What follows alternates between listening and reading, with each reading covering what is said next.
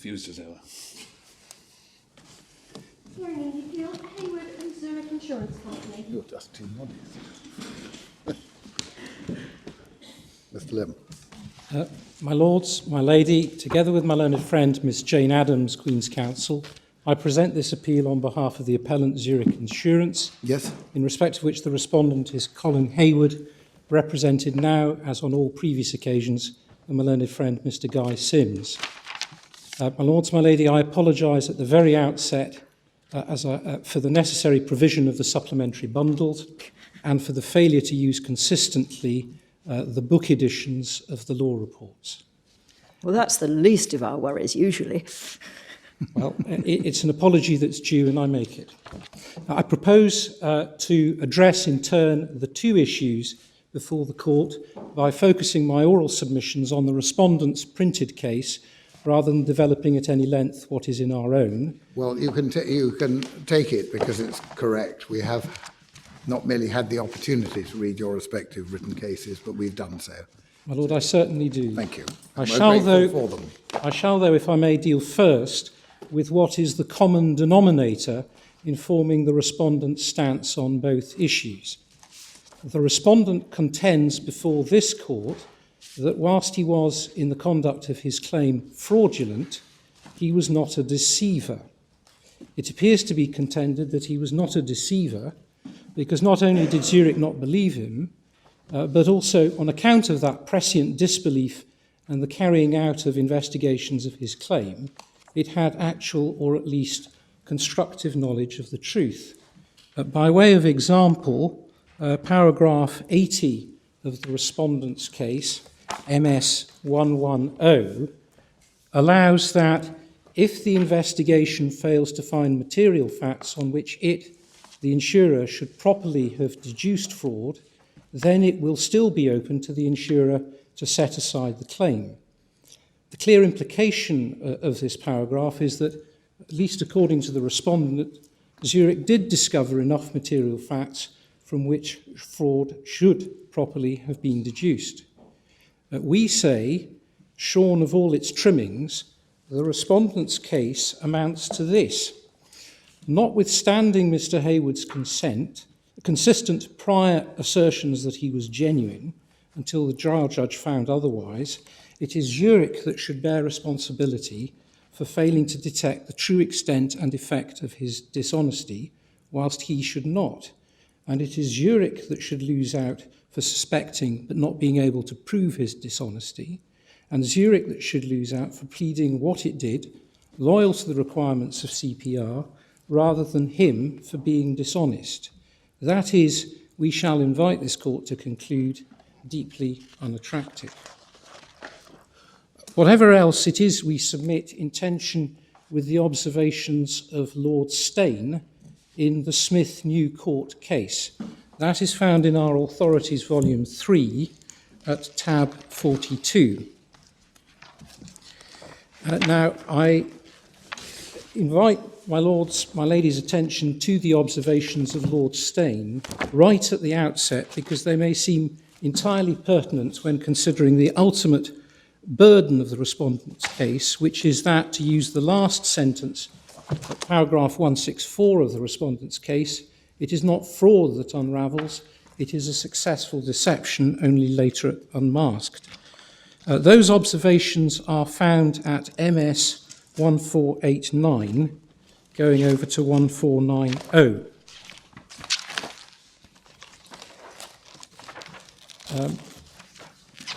Within the report, towards the end of 279, going over to 280. And what Lord Steyn there says is this: such a policy of imposing more stringent remedies on an intentional wrongdoer serves two purposes. First, it serves a deterrent purpose in discouraging fraud. Counsel for Citibank argued that the sole purpose of the law of tort generally, and the law of deceit in particular, should be to compensate the victims of civil wrongs. That is far too narrow a view. Professor Glanville-Williams identified four purposes of an action for damages in tort: appeasement, justice, deterrence, and compensation. He concluded, where possible, the law seems to like to ride 2 or 3 horses at once, but occasionally a situation occurs where one must be selected. The tendency is then to choose the deterrent purpose for the tort of intention, the compensatory purpose for other torts. And in the battle against fraud, civil remedies can play a useful and beneficial role. Secondly, Lord Steyne identified this. As between the fraudster and the innocent party, moral considerations militate in favour of requiring the fraudster to bear the risk of misfortunes directly caused by his fraud. I make no apology for referring to moral considerations. The law and morality are inextricably interwoven. This was in the context of the measure of damages, wasn't it? My Lord, it was, but the observations we say are of general assistance because ultimately the appeal may turn on which horse. Is it fraud or is it finality? Well, yes, but this had nothing to do with finality, this case, did it? No, it did not. Now, in terms of Zurich's alleged knowledge, the refrain to the respondent's case is that Zurich's disbelief in Mr. Hayward's account equated to knowledge of falsity, and indeed that it positively knew the truth. This assertion of knowledge, specifically of knowing the truth or being aware of the true position, is made expressly at paragraphs 4, 8, 41, 48, 76, 120, 130 and 135 of the respondent's case. I'll leave it there, but leaving aside that the mere repetition of any assertion does not make it true, there are, we submit, fundamental difficulties in the way of accepting this refrain. Can I go through them? Firstly, the respondent has to face the absence of any finding from the judge that Zurich, in fact, knew the truth. So assertions such as Zurich knew the truth, paragraph 4, or Zurich was well aware of the true position, paragraph 8, are mere wishful thinking when set against the facts as actually found. The correspondence that is deployed not once but twice from Ruth Winterbottom, the solicitor, to Tony Birkinshaw, the insurer, and Mr. Sharp, the orthopaedic expert, does not evidence, we submit, knowledge of the true position. The knowledge is a slightly slippery word, isn't it? It can go all the way from being absolutely confident that you can prove it in court to having reason for thinking it's true. What do you say the position is here on the finding? My Lord, They did have sufficient to allege it and swear a statement of truth, didn't they?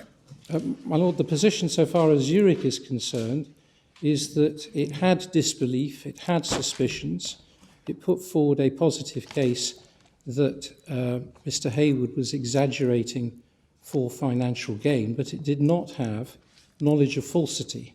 And what I propose to do, because as part of meeting the respondent's case, it's necessary to go to the cases that look at the defence or the plea of knowledge of falsity, is develop precisely the distinction my Lord has just alluded to.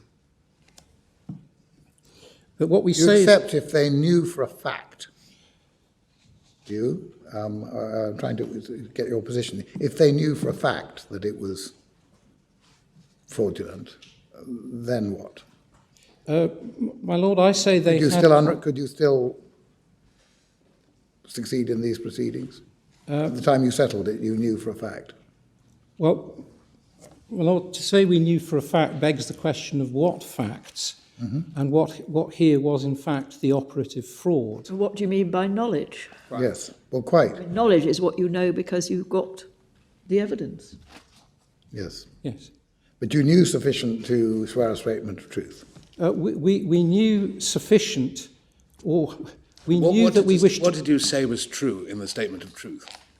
Well, the statement of truth is a statement of the facts that we believe to be true. Yes. And we believed that he was consciously exaggerating for financial gain. We were unable to say anything more as to what we knew to be true. And there is a distinction between the disbelief on the one hand and actual knowledge of facts which you know to be untrue. So there are two parts to it. There's the actual knowledge of the facts, and then there's the knowledge that that what is presented by the claimant is untrue. If Justice of Appeal Huntley is right in the Gibbs case, which the commentators, I think, for the most part, cite, and you've helpfully included in the authorities, complete knowledge would not necessarily, as a matter of law, bar a claim in deceit. The question which has to be proved, he says, is one of causation.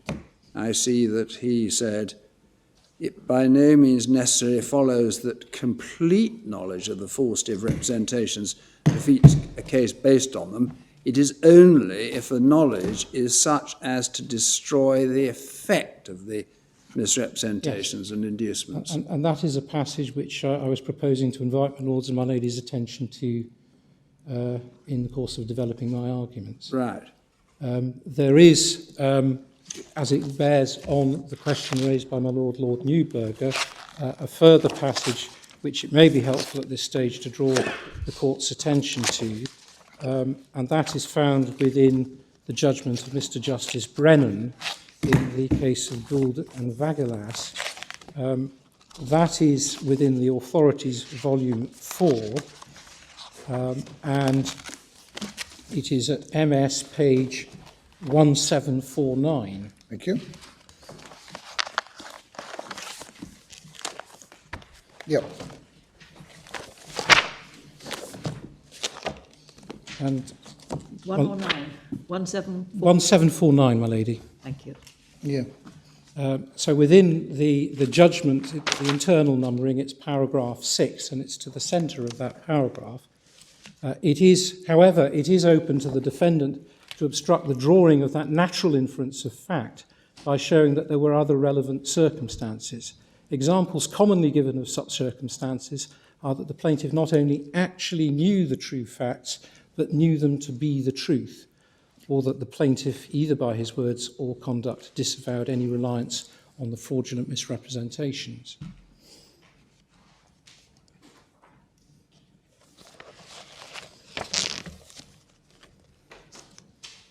So on that basis, if in the settlement of the action, your clients had specifically disavowed any reliance on any allegations or certain statements in the claim, that would be sufficient on that basis to prevent you bringing this action?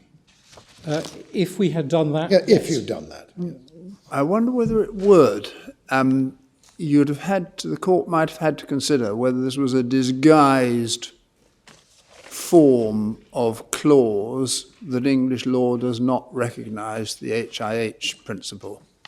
My Lord, I may have been too hasty in my answer to the President, because the position is that in disavowing reliance, Zurich would still say that that disavowal was, as it were, made in ignorance of all of the facts. But in any event, I mean, it would be a very easy way to get round the HIH casualty principle, not to have a contractual waiver, but to have a contractual statement that you have not relied on that which has been an inducement.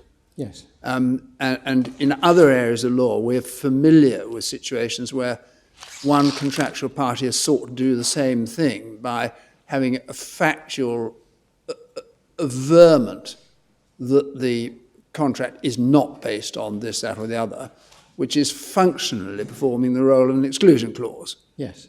And I think you need to be a little careful before you readily accept that a statement of that kind would necessarily get a fraudster off the hook. Well, I hope I've rowed back sufficiently from the first answer. Well, with Lord Toulson as Cox, you have. Yes, yes. No, I acknowledge the debt straight away. Thank you. Well, can I just revert to the submissions that I had in relation to the refrain to the respondent's case that the respondent knew the true position. I was going to draw the court's attention to the correspondence. Thank you. It's deployed, we know, in the respondent's case Yes. on 2 occasions. What we simply submit about that is that the focus of Ruth Winterbottom's letters was not dishonesty. It was in fact directed to the expectation of a shorter period of acceleration in a constitutionally degenerative back. And on that account, perplexity as to why Mr. Hayward was being given the benefit of the doubt. So the letter to Mr. Sharp is not proof of knowledge of fraud. It simply points to exploring the basis of Mr. Sharp's opinions. Secondly... What's the page reference? The page reference, so far as the respondent's citations are concerned, it's paragraph 8 and paragraph 39 of the respondent's case, MS 82, 83, and 96 and 97. But if we wanted for ourselves to look at the correspondence, where would we find it? And if you want to see the letters themselves, MS 445. Thank you very much. Yeah. Secondly, there is this fundamental difficulty for the respondent, that no finding of knowledge of truth was ever sought. And that's precisely because Mr. Hayward's pleaded case, maintained at trial, was that he was as injured as he had contended.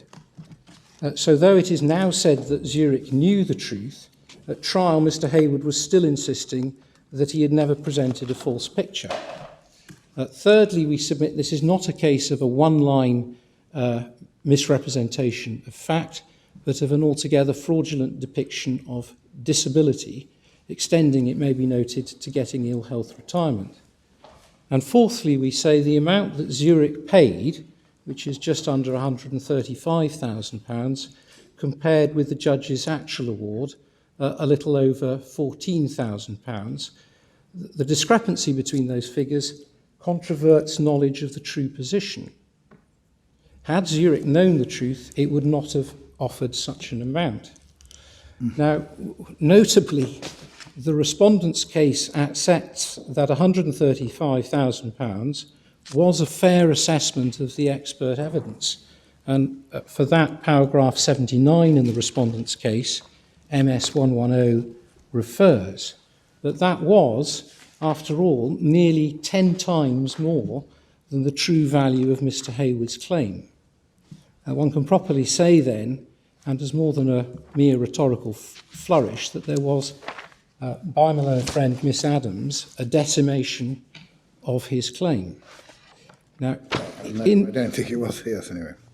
I think decimation would have been 90%, but never mind. Yeah.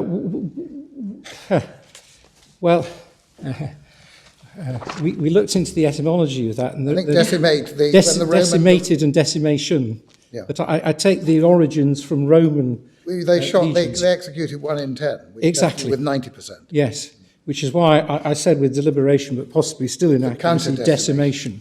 Counter-decimation. But, my Lord, the following concessions within the respondent's case are also noteworthy. Can I invite the court's attention to them? There's paragraph 47, which is at page 99, where it is said... 99. Yes, my Lord. Yep. And it's there said that it's undoubtedly the case that had Mr. Hayward not made the representations he did, then Zurich might have settled for a lower amount. And then, abandoning the circumspect use of the word might, but wrapped up in a negative, one reads at paragraph 48, Mr. Hayward is not asserting Zurich would have done the same thing if it was told the truth. And my Lords, finally, my lady, at paragraph 82, page 111, it is not suggested that without the representations, Zurich would have entered into the same compromise. You say that's enough for your purposes? I do. Understand. Can I, though, now turn directly to the first issue as it's been framed, essentially belief or influence? The respondent, we know, meets that first issue in 2 principal ways. The first proposition is that belief in the misrepresentation is a necessary part of the cause of action for deceit. And as a necessary corollary of that contention, it is submitted on behalf of Mr. Hayward that to have been deceived means the representee must have believed the fraudulent misrepresentations. The second proposition is that once a representee has undertaken substantial investigations into the representation, then they rely on those investigations and not the representation. The second proposition, we additionally know, is stated by the respondent to be distinct from the first, because for the purposes of the submissions on substantial investigation, whether the representee believes the misrepresentation is said to be not material. Dealing with that first proposition first, belief. Lords, my lady, if belief in the misrepresentation is necessary, that has, we submit, eluded Spencer, Bower and Handley, Professor Cartwright, the learned editors of Chitty, and the editors of Clark and Linsell, together with the editors of Bullen and Leake and Atkins Court Forms. Though the respondent's case asserts at paragraph 22, there are statements noting the need for belief in the textbooks. None are actually provided.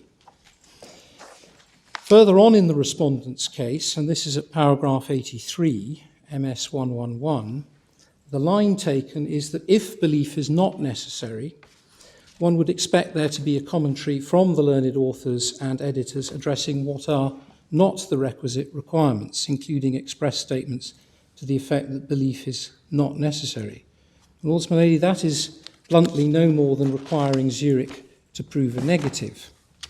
The one authority that is cited as sustaining the proposition that belief is required is Smith and Chadwick. And that is found in the Authorities Volume 3 at tab 39. In particular, the speech of the Lord Chancellor L. Selborne. My lady, that is found at MS 1426. Thank you. Can I ask you, can I just raise with you a general but fundamental point before we get into the authorities? The way this is all being approached is by reference to cases like this one, which are to do with misrepresentations made by one person to another, which have a result of inducing the second person to enter into a contract. Yes. I mean, the peculiarity about the present case is that the misrepresentations are really being made to the court in order to, in pleadings and supporting evidence and so forth, with the objective of inducing the court to make an award of damages against the insured. And the insurer is paying a sum of money in settlement of a claim in order to avoid the risk of the court being misled by the fraud into making such an award. And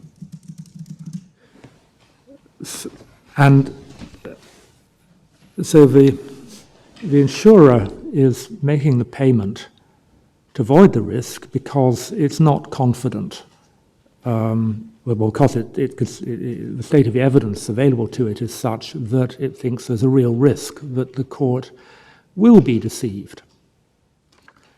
So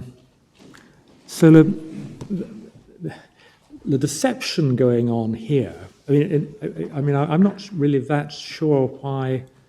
What I'm getting at, I'm really thinking aloud, but what's going through my mind is that, does it really matter what the insured's state of mind is, or the insurer's state of mind is? The target of the deception is the court. The the effect of the deception is to induce not the one it's made, not the person it's made to, but somebody else to make a payment to the deceiver in order to avoid the risk of the deception working in a way which would be to the insurer's prejudice. Well, my Lord, can I respond to that in two ways? Firstly, the litigation context.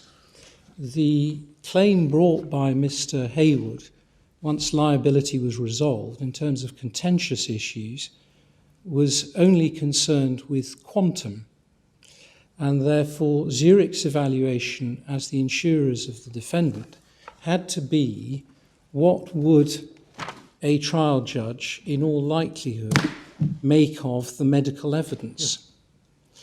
And therefore, although my Lord says, and with every justification, in one sense the ultimate target was the court, the party upon whom the fraud was perpetrated is Zurich, and Zurich had to evaluate in the context of a quantum trial what the judge would think about a joint statement that essentially contained areas of agreement. Was any point ever taken about the distinction between the insured defendant and the insurer Zurich? None. No. None. But what I'm really raising with you is, why does it matter whether the insurer was convinced all along that the claimant was a fraudster or not? Why does that enter into the picture? The rationale for buying off the fraudster is the risk that he will succeed in deceiving the court. Yes, but the rationale for at least investigating influence, we are not, as you know, advocates for suggesting that belief has anything to do with this, is you at least need to meet the requisite ingredients of the tort. So we need to demonstrate inducement.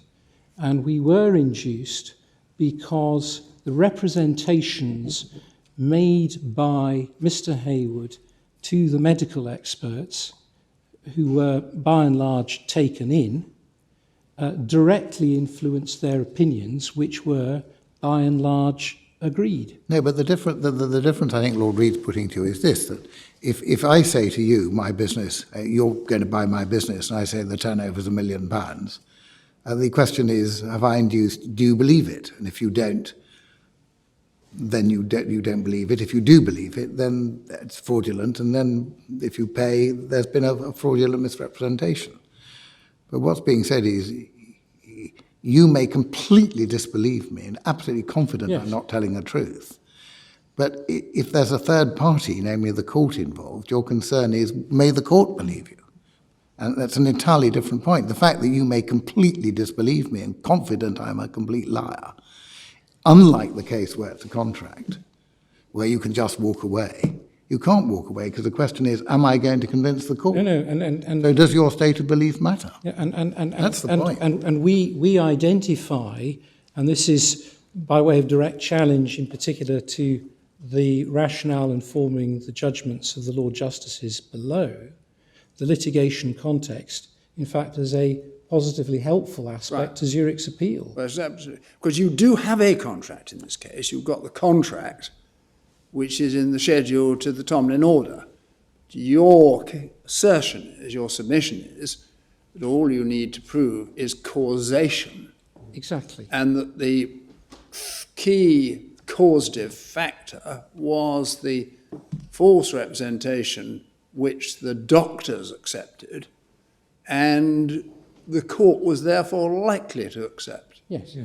Yes, that's really, I mean, if I may say so, that is really the point I was trying to get at. Well, I'm sorry that it may be that because of the nature of this particular factual situation, belief simply doesn't enter into it, and ceases to be in this situation is not an essential ingredient of a tort, and that the issue is simply causal.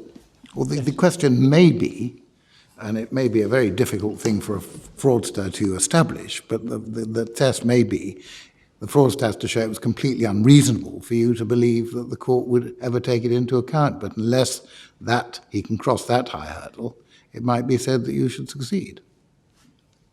It might be said, I don't know. I'm not sure whether the fact that acting on a representation was completely unreasonable has ever afforded a fraudster a defence. Yeah. Because the more stupid the victim doesn't make the victim's cause of action in deceit less tenable, as I seem to recall the authorities have said. Yes, and again, this is concerned with deceiving ultimately a third party, though, not the cases I imagine Lord Tilson has in mind, the cases where the person who's a fool, who's an idiot possibly, is the subject matter of the deception, whereas we're talking here about that person's view as to what a third party, namely the court, may do. You're saying that the Lord Reed's point illustrates why the question is one of causation. Yes. Which does not, as a matter of law, although in some circumstances it may, as a matter of fact, require some form of belief on the part of the claimant. Exactly so, my lord. That's an I have no doubt you're a liar, but I'm worried the court may have a different view. Yes. I'm not confident I can prove to the court. There is one other aspect so far as litigation context is raised by my Lord Reed's question, and that is the position of Mr. Sharp. I don't know whether the court requires me to deal with that, but there is a submission by my learned friend that actually whatever Mr. Sharp believed is neither here nor there, but we say that is devoid of merit in circumstances where Mr. Hayward must have known that in having him interviewed by Mr. Sharp and examined, Zurich would repose confidence in Mr. Sharp's opinions and to some extent rely on what he had to say. And Mr. Hayward must have known that Zurich would be influenced by those opinions. All of that is encapsulated, if it assists to take the court to this, in another Australian authority. This is Australian. So you would refer to Smith and Chadwick. Chadwick. Was there anything you wanted to go to? Yes, I mean the simplicity, so far as our answer on Smith and Chadwick is concerned, is this. It's unsurprising that in some of the authorities we are, after all, concerned with deceit. Some of the representees will have been deluded and deceived in the sense of having believed the misrepresentation. But when one goes to L. Selborne at 1426, he identifies in the opening paragraph of his speech the two things that need to be shown. First, actual fraud, and secondly, he must establish that this fraud was an inducing cause to the contract, yes, for which purpose it must be material, and it must have produced in his mind an erroneous belief influencing his conduct. And my learned friend's case clings to that, the use of the word there, belief, as providing some support for the proposition that belief is a necessary ingredient. And we say not so, because you need to understand the context of the case. Yes. And within Smith and Chadwick, the court was concerned with a statement that was capable of two meanings, one true, the other false. Well, the other point is surely Lord Reed's point, that here the question is what the court might believe, not what the person, not what you might believe. I mean, here, on the facts of Smith and Chadwick, belief is an essential element of causation. Yes. It is. I mean, that's really the point. Yes. Whereas in the context of litigation, belief isn't an essential element of causation. Yes. Well, I don't want to labour a point that may be home, but I deal for completeness with the point that Lord Justice Briggs asserted within his judgment. Yes. That's at paragraph 24. Not 24 if it was Lord Justice Briggs. In paragraph 24 of his judgment, it's 164 in the MS reference. So found within the core bundle. Paragraph 24? Yes. Oh, so sorry, so sorry. Paragraph? Paragraph 24 is Lord Justice Underhook. Yes. Yes, that was a poor reference. I think it must be paragraph 34. All right, thank you. Says with- Yes, in this context, I accept. Yes. Yeah, thank you.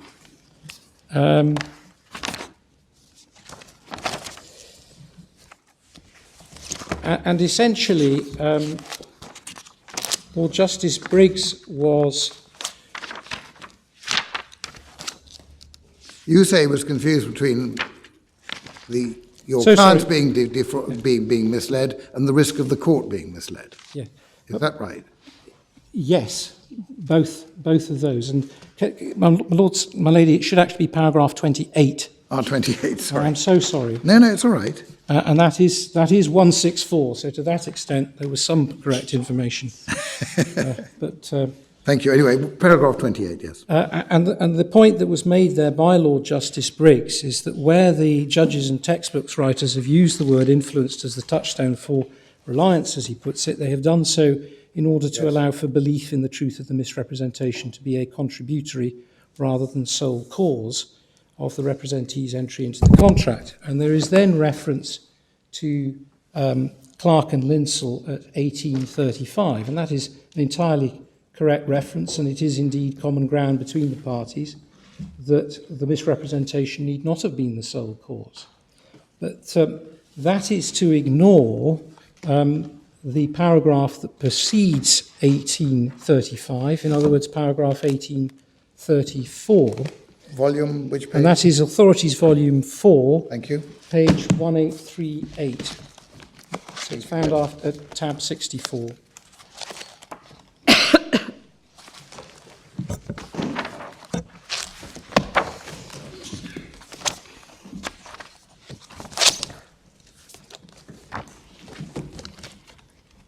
And at 1834, one reads, indeed, under the subheading, the claimant must have been influenced by the misrepresentation. But again, you have the slightly different point, that Lord Reed's point. It's not a question of the claimant in the sense. It's the claimant being concerned that the court may believe it. Yes. Yes, in the first two sentences, I sort of allied the point. In the second sentence is certainly accurate.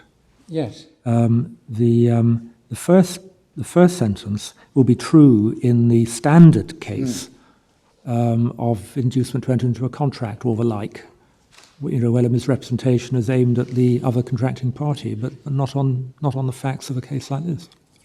Well, the reason we submit that it is enough that Zurich was influenced by what it thought the court would make of matters is because it is enough that the misrepresentations and their effect are actively present to the mind of Zurich and have so influenced or caused what it did, which is settle in the amount that it did. And we submit that the references to influence or influenced should be understood as bearing on what is the essential requirement of inducement. And there are unpacked two component aspects of inducement. First, did the misrepresentations operate on the representee's mind? And secondly, if so, does the representee prove that they in fact caused him, or at least in part, to do as he did? And we say we satisfy both of those elements on the facts as found in this case. The respondent's case, indeed, and it's paragraph 24 of the respondent's case, MS 90, acknowledges the need for the representation to have operated on the representee's mind, but in the very next phrase, that is restated as the need for the representation to have deceived him. And given that the respondent's case is that being deceived means believing the misrepresentation, it follows that the respondent's contention is that operating on the mind means, in effect, having believed in the misrepresentation. Now, to make good that contention, learned friend then refers to the judgment of Lord Justice Bowen in Edgington and Fitzmaurice.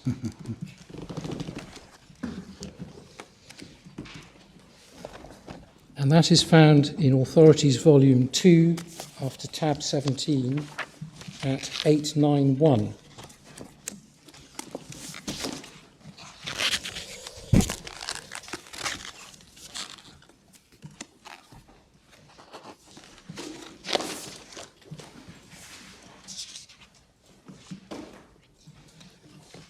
Yep.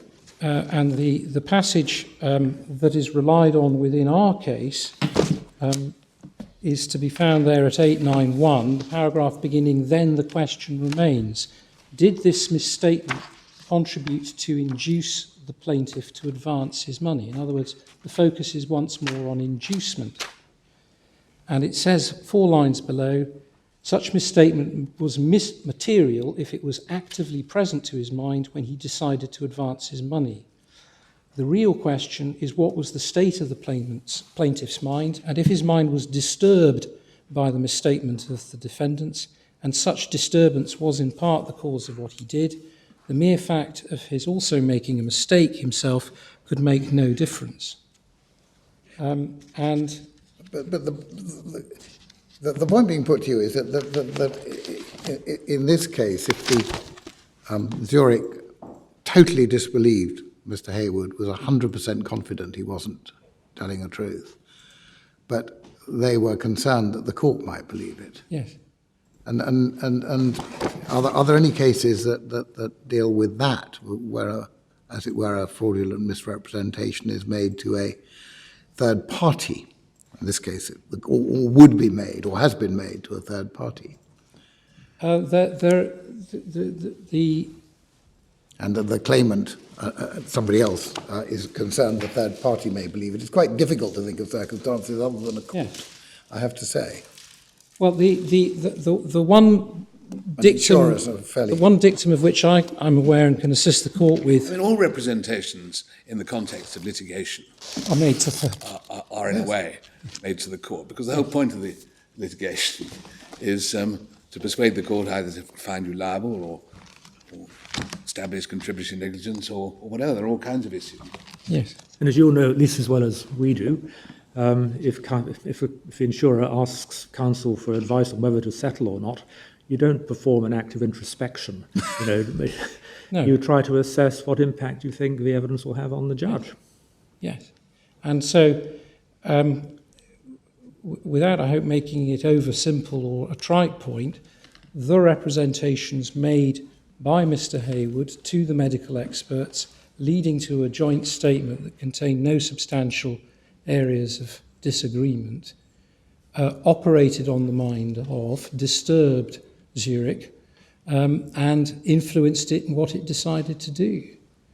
And one can't divorce, as it were, the representations from the context in which they were made. And that is a litigation context.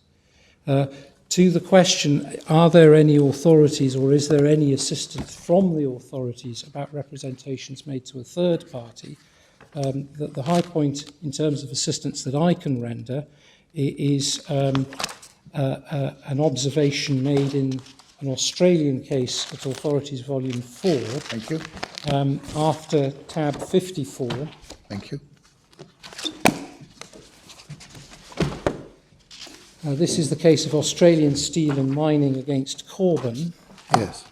And the judgment is that of Mr. Justice Huxley. Thank you. And I invite the court's attention simply to what is at MS 1723 within the report 210 letter D.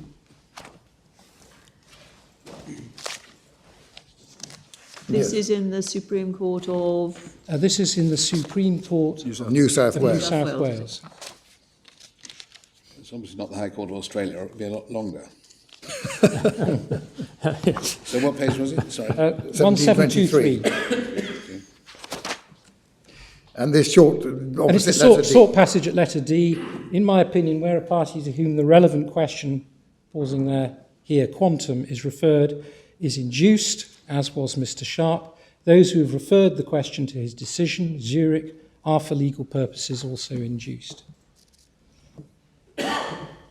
While you're on the jurisprudence of Mr. Justice Hutley, do you want to take us to his other decision, that's relevant in this area? That is Give us a clue. It's the next case Yes. in the bundle. Yes, well, I'll come to that. You're coming to that in due course. I'm coming to that in short order, I hope. That's you, yeah. Another short judgment. Well, it's just to complete so far as the submissions on Edgington and Fitzmaurice are concerned, because they are referred to in both parties' cases. As my learned friend says at paragraph 29 of the respondent's case, citing from Chitty, and this is at AV4 tab 63,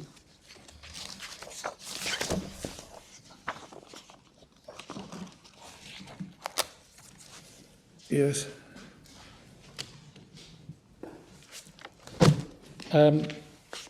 One sees there, let it be noted again under the heading inducement, paragraph 7035 within Chitty, that the slightly archaic disturbed or disturbance is rightly taken by the learned editors to mean operated on the mind of the representee or affected the representee's mind and nothing more. There is no reference in Chitty to an anterior requirement of belief in the misrepresentation. There are three potential reasons given in Chitty for concluding that the representee's mind was not affected. They are because the representee was unaware of the misrepresentation, or because he was not influenced by it, or because he knew it to be false. There is, though, no suggestion of there being a fourth reason, namely because he did not believe the misrepresentation was true. We submit that deceived here means not knowing the truth. And the very next paragraph from Chitty, that is 7036, makes good that submission. For it says, the burden of proof that the claimant had actual knowledge of the truth and therefore was not deceived by the misrepresentation lies on the defendant.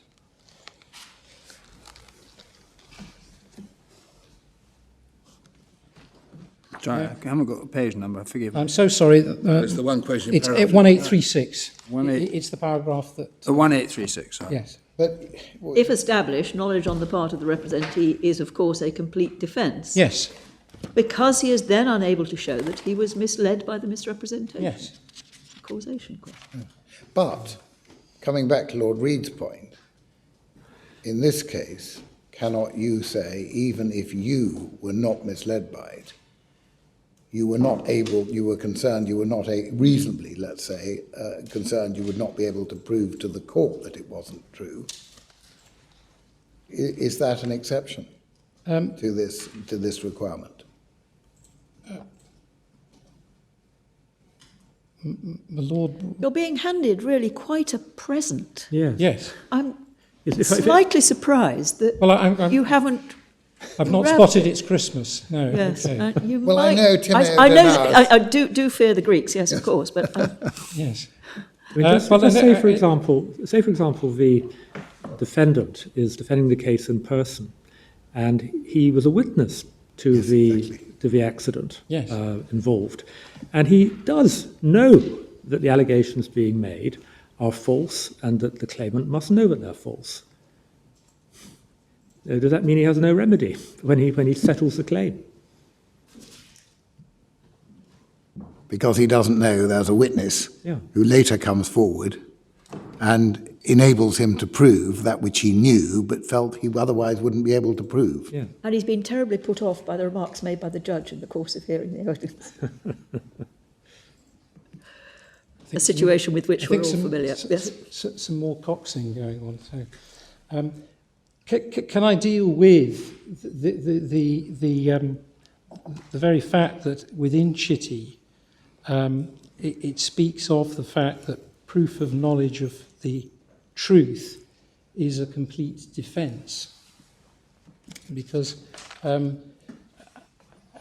our submission is that the very fact that there is the knowledge of falsity defence or plea tells one that there is no need to prove belief. You couldn't have a situation where the anterior requirement on the representee is to show, well, I believed the misrepresentation, but then the defence is, you knew it to be false. So the very existence of that as a defence tells one that belief is not a requirement. Is the common thread to all this that the claimant in a deceit case has to prove causation, has to prove a causative connection between the false representation and the loss?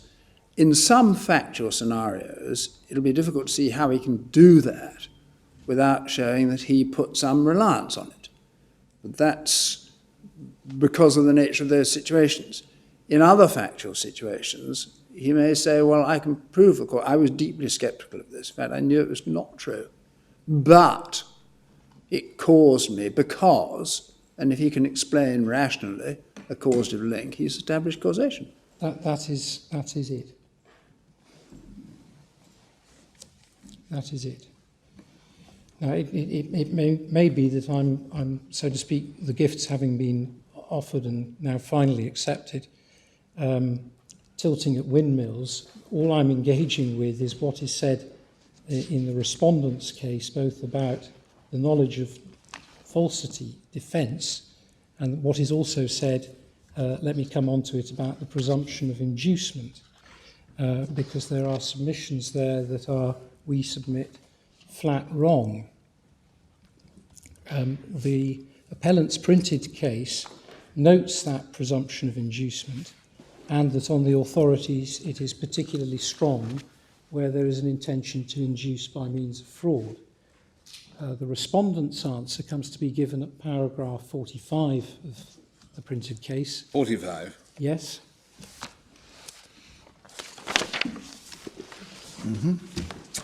And it is unilaterally and erroneously to rename the presumption of inducement the presumption of reliance and to submit that the presumption is rebutted on the facts here. But we invite the court to stand back because there is the wider point made by the appellant that if the defrauded representee had to prove belief in the misrepresentation, then in practice there would be no need for the presumption of inducement at all.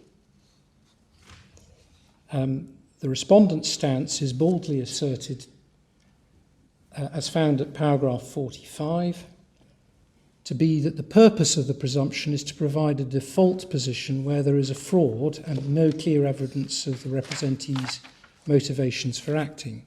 That again we say is wrong. There are two challenges in its way. First, there's no authority cited to support the assertion. Secondly, on the authorities, we know that the presumption of inducement arises in cases without fraud. It is just that it is especially strong where there is fraud.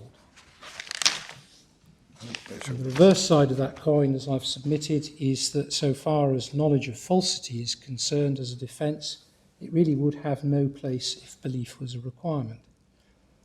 It may assist the court, so allow me to do so. Just You say the only relevance of knowledge of falsity is where it goes to inducement. Yes, and where it provides a complete answer that you cannot. I mean, if I make a false representation to you and you know perfectly well it's untrue, yes, then you can hardly be heard to say that you relied upon it. yes. And what I think the other relevance of the knowledge of falsity cases is that it provides an answer to my Lord Newberger's question at the outset about how much is it you need to have known. How complete does your knowledge need to have been before there is a bar to the claim in deceit? There are, in the way of domestic authorities, 3 cases cited by my learned friend. They are Atwood and Small, Viggers and Pike, Redgrave and Hurd. So far as Atwood and Small is concerned, that is found in our authorities volume 1, tab 5, and the relevant passage is found at MS 661.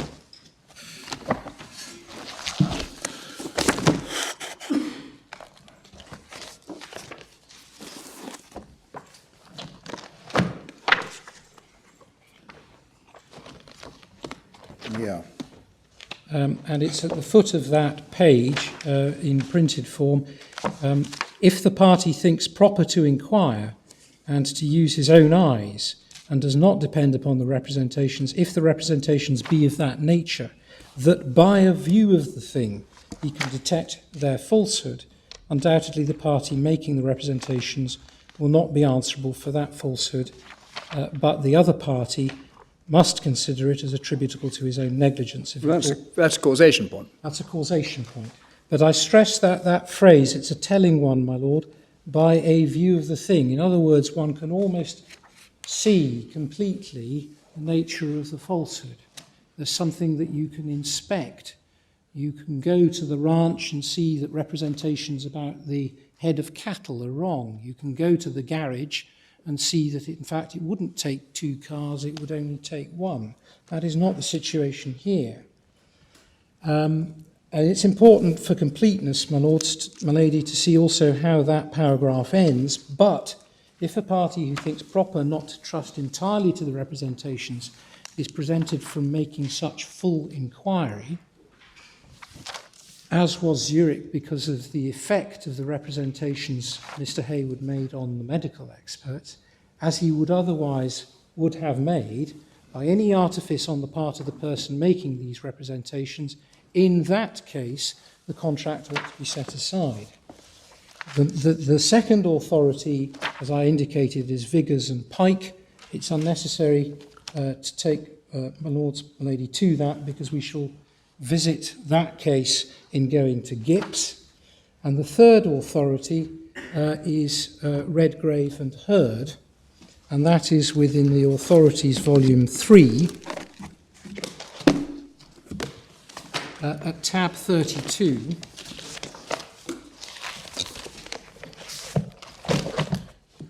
And the relevant page, if I have it right, is 1244.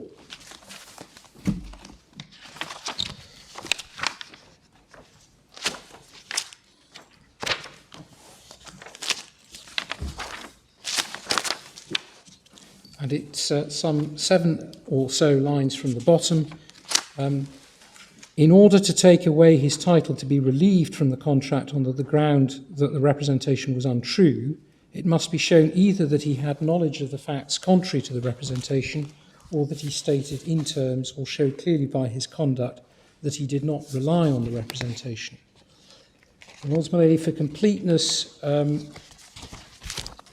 as we have Redgrave and Hurd open, it's right to say that that authority at Court of Appeal level considered also that which had been said in Atwood and Small, and one sees the discussion at pages 15 and 16.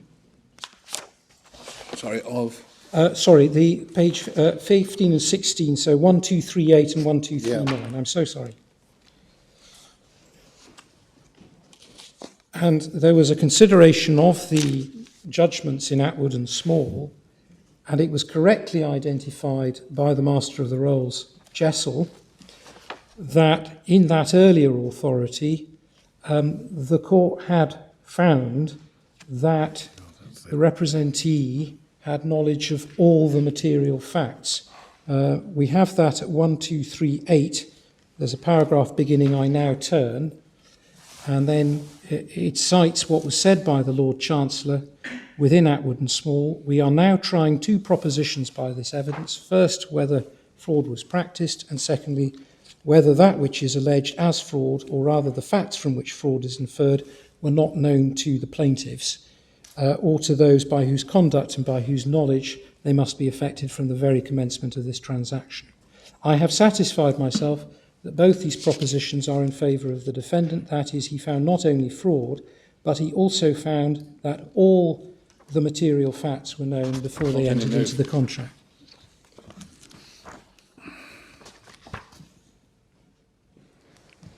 And for completeness, there's also those lines at the top of page 16, therefore 1239.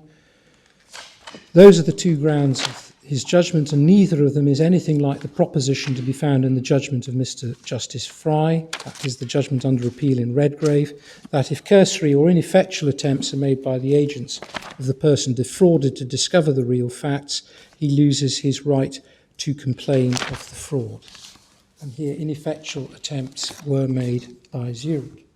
So much for the domestic authorities. Just before we leave that one, it's perhaps also interesting to see on the next page, 1240, the last sentence before the paragraph break, that it's simply a trite proposition, but that it's disapproving the idea that it would be a defence to an action for rescission on the ground of fraud that the person had failed to inquire adequately into the circumstances. Thank you. Thank you.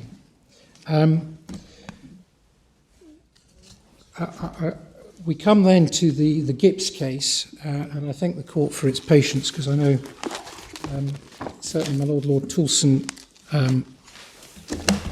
has identified straight away the assistance it affords. At page 55, tab 55, in volume 4, one finds Gibbs. And you'll perhaps remind us what the context was. I'm going to do so. So the head note is found at 1725. A man and a woman were married in 1950. They became sole shareholders in a company. They separated in 1966 and were divorced 2 years later. And by a deed sanctioned by the court, pursuant to the applicable act, the woman accepted certain arrangements with respect to maintenance and settlement of property based in part on a valuation of the shares in the company made by or on behalf of the man and accepted by the wife. In 1972, the wife, who had by then become aware for the first time, so she alleged, that the shares had been considerably undervalued, sued for fraud, and it was found at first instance by Justice Ash that though the woman believed that both the stock and the profits were understated and gave instructions to her solicitors to have counsel test these matters at the trial, she did not know the extent of either misrepresentation. So there was their litigation context in general terms and divorce proceedings in particular. If I can then invite the court's attention, please, to 173. Yeah, just before we do the head notes, quite Holding quite two is helpful. Holding two, and particularly holding three. Yes, and what I was proposing to do was take the court to the passages within the judgment that provide the underpinning for those holdings. Yes. In other words, to see the Very well. the very words, as it were, Yep. that justify that report. Okay. Thank you. The submission, the appellant's submission, is found at 459 letter C within the report, so 1730. It is convenient to dispose of the submission of law first.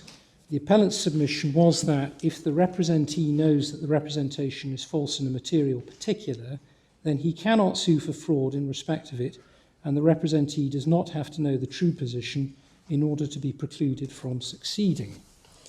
Now, that, bluntly, is resuscitated by my learned friend in his respondent's case.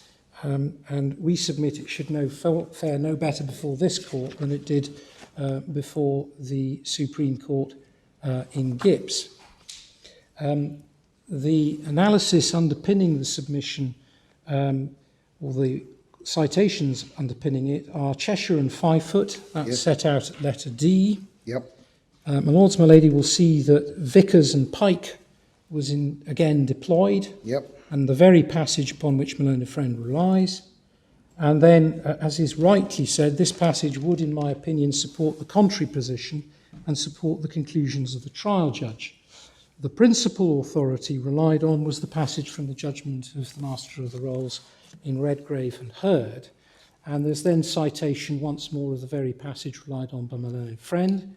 It goes on at letter B. The passage may appear to support the appellant if it is read out of context. In context, it is clear that in speaking of knowledge, the Master of the Rolls was referring to complete knowledge. And then it goes on, there is no authority which supports the proposition advanced by the appellant. In fact, it by no means necessarily follows that complete knowledge of the falsity of representations defeats a case based on them. It is only if the knowledge is such as to destroy the effect of the misrepresentations as inducements. Only if knowledge is of the falsity of the representations and that knowledge is accepted as true, so that the false belief is wholly dissipated, does knowledge defeat misrepresentation. Then, if we may, at letter But it's F, all connected to the inducements point, isn't it? Before you go to letter F, Yes. letter D, yes, the question. the question whether a person has been induced by a statement made to him to enter into an agreement is, in my opinion, a single issue of fact. No doubt, pre-contractual knowledge that the statement made is not wholly true has a very direct bearing upon the resolution of this question of fact, but it does not of itself necessarily provide the answer. To say that it does is to formulate a different question. And then at letter F... Well, then you sorry, want what the about next E? bit. So E is Do very want the next bit. right. Letter I mean, all E. these cases show the same thing. It's all about inducement. I mean, Yes. that's all there is to it. The first sentence of the next paragraph encapsulates your argument. Yes. And this is why you don't find the answer in a proposition of law in Chitty, for example. No. But I do have to meet, if only for the sake of completeness, the contention that belief is a necessary element of the tort of deceit, simply because that forms part of the respondent's case. Yeah, well, that's, as Lord Reed put you, it's a question of not what you believe, but what you think the court will believe. Yes. Because... May believe. Sorry. Sorry. No, because if he's right in the statement of principle at E, it's to affirm a causal relation which is a question of fact, not of law. Yes. You say on the facts of this case, the mechanism for the inducement was the statement, which, however infuriating the Zurich's lawyers found it, the doctor was prepared to accept, and therefore they were faced with evidence which made it highly probable that an award would be made of the kind that they reasonably settled for.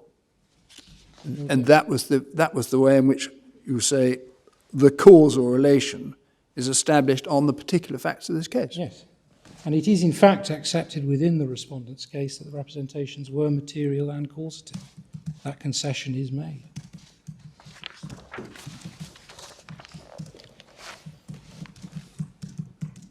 And there it is.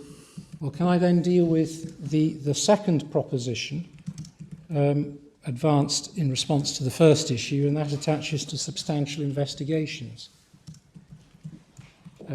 The respondent's case is that the threshold level for what qualifies as substantial investigations sufficient for non-reliance is whether the investigation uncovered material facts, and as to what needs to be uncovered, the respondent's case is that if the facts found should have led the representee to realise the deception, then they have conducted sufficient investigation. So now where is that proposition stated? That's stated at paragraph 14 within the respondent's case and paragraph 73. In particular 73, which is at MS 108.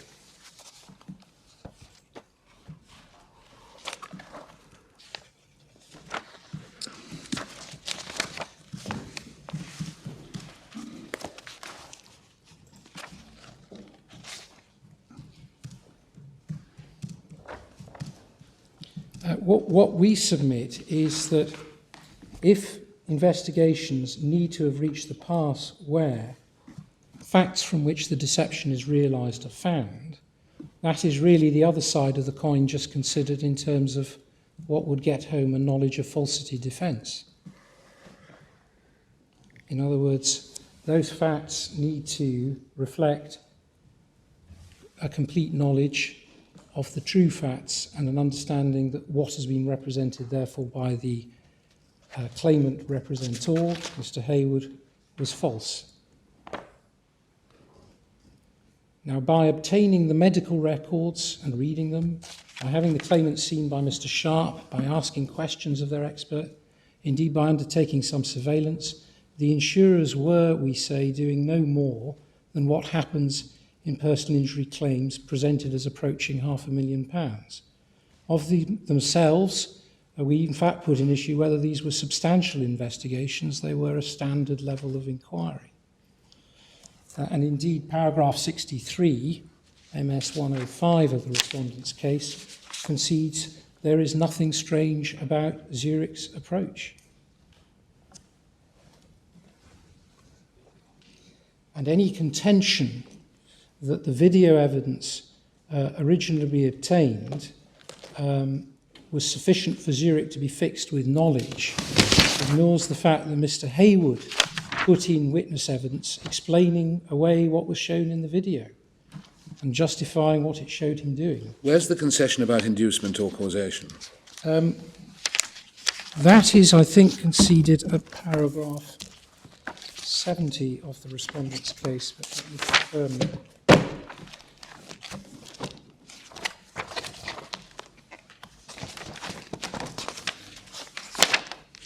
No, that is... No. So sorry, it's paragraph 73.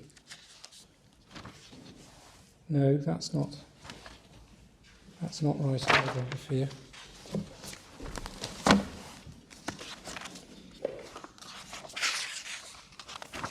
Well, there's a finding of fact by Judge Maloney, which wasn't challenged on Correct. appeal as a finding of fact. Yes. That is so. That is entirely so. There's no challenge either to the determination on the facts so far as liability is concerned or quantum. The correct reference, forgive me to answer my Lord Clerk, it's paragraph 27 and it's MS 90.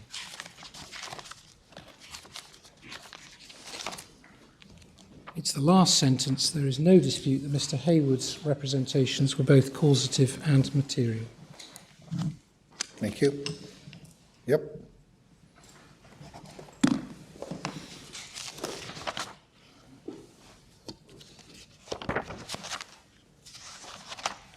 Now, I shall respond briefly, if I may, to those authorities that are relied on by my learned friend as being examples of substantial investigation providing a defence. They are, I think, 5 in number. There's the Australian case of Holmes. I don't take my lords, my lady to it. We deal with that at paragraph 48 of our case. Thank you. But it's that case that I was alluding to when I said, well, by a view of the thing, by going to the ranch, you could see the heads of cattle that were at that farm. Indeed, the purchaser, the prospective purchaser, sent out a surveyor. There's then the case of Law and Law, which is referred to. That is at Authorities Volume 2, tab 22. Yep. And the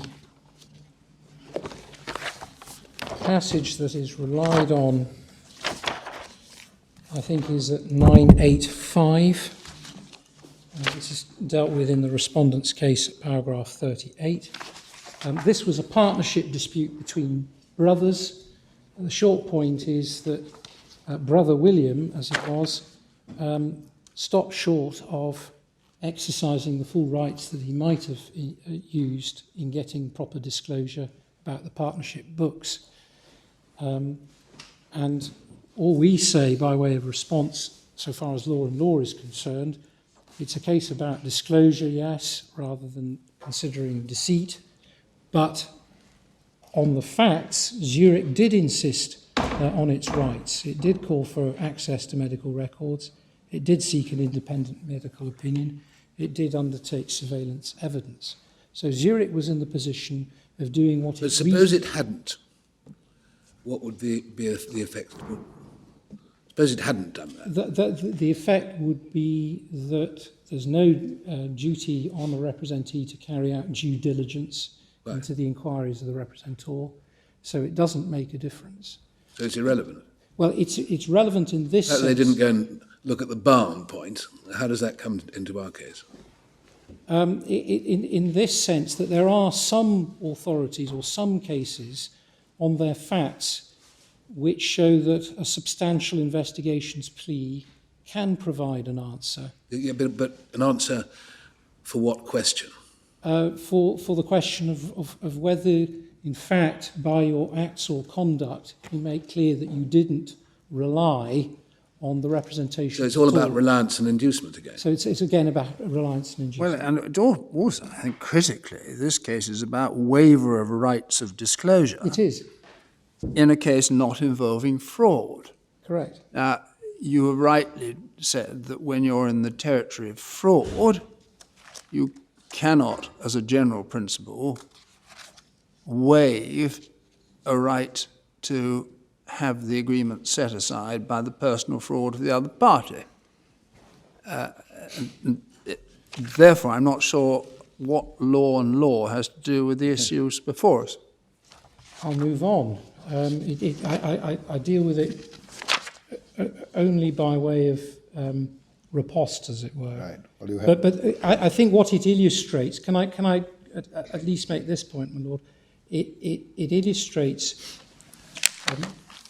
by the different facts that whereas Brother William, so to speak, didn't carry out the investigations that he might have done by waiving his full rights in terms of disclosure, in fairness to Zurich, it did what it reasonably could. It took matters as far as it could, but was thwarted from going any further because of the effect of the misrepresentations of Mr. Hayward in contaminating the joint medical statement that emerged, each of the doctors having seen them. They put their best foot forward, but they couldn't, as it were, get their case across the line. For fear of the same retort, that is, well, what has Matthias and Yates and Hatfield and Sawyer got to do with this case? I shan't take the court to them, and if they feature at large in my learned friend submissions, I'll reply. So far as the first issue then is concerned, our submission is that Lord Justice Underhill was wrong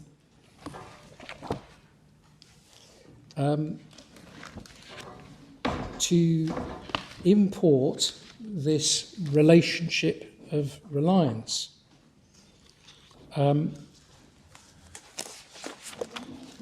Where does he say that? Well, he says that at paragraph 23 within his judgment.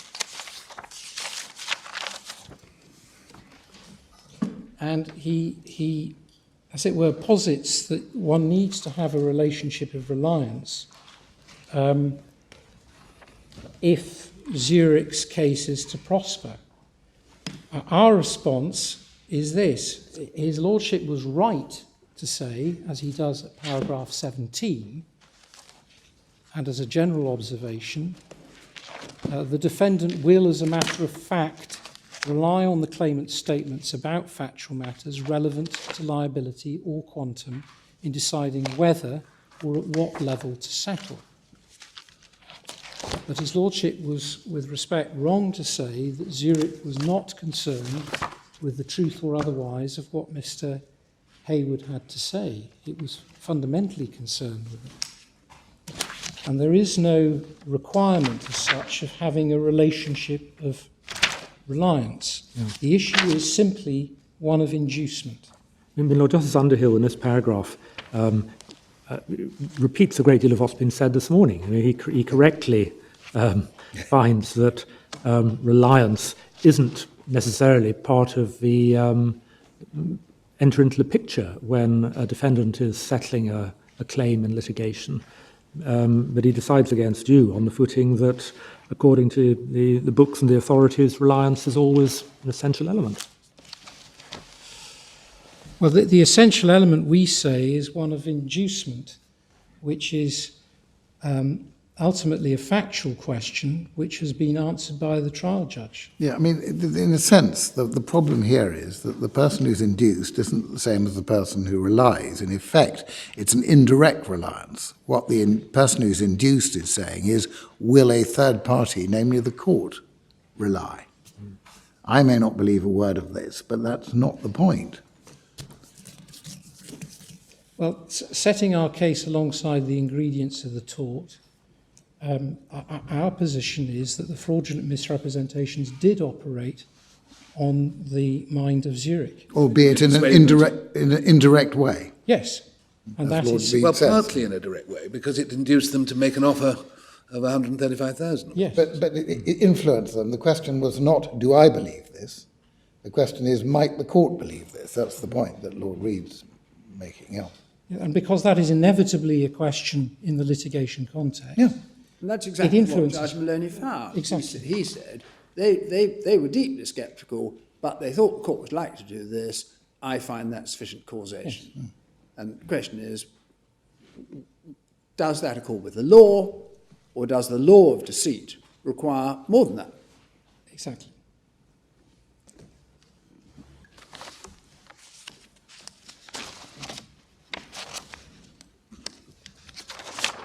And does Lord Justice Briggs put it in the same way? Well, Lord Justice Briggs, so far as his treatment of issue 1 is concerned, is saying, and this is found at paragraph 28, that Zurich were wrong to hang their hat, so to speak, on the word influence, because the word influence is to be understood as purely dealing with the issue of whether it needs to be a sole cause of having been induced or a contributory cause. And I've taken my lords, my lady, to the authorities and the guidance from the learned commentaries to demonstrate that, in fact, that is a misstatement.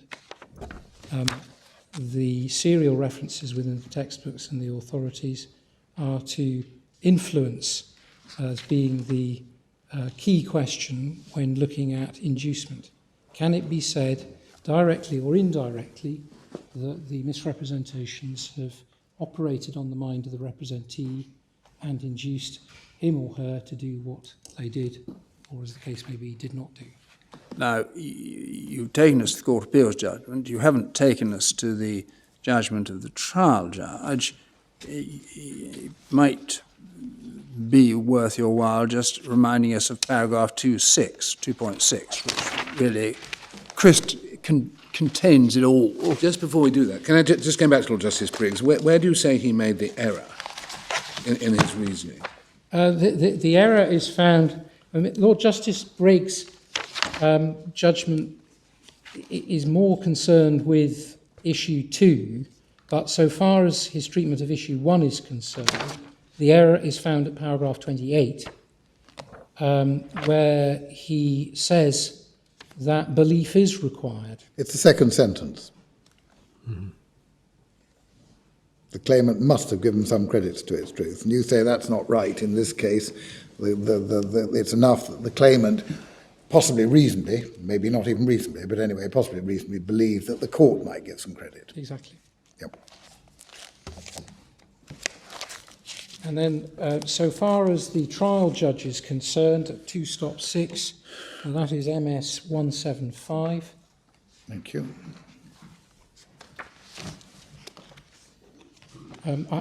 I'll read it out in full, if I may. I heard the evidence of Ms Winterbottom and Mr Birkinshaw, respectively, in 2003, Zurich's litigation solicitor and claims handler.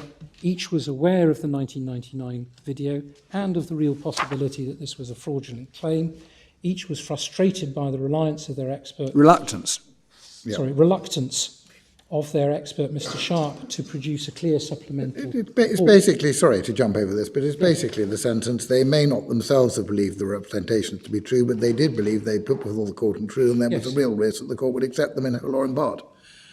Yes. And consequently... Indeed, I mean, to the end of that paragraph. Yeah. Sorry to interrupt, but I mean, that's the guts of it, isn't it? That is.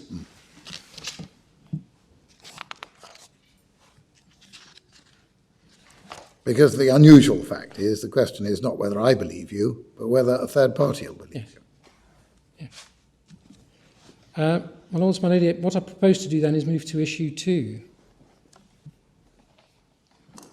The respondent accepts that, in principle at least, fraud may trump finality. As to when in practice it does so, the respondent's printed case makes these significant concessions.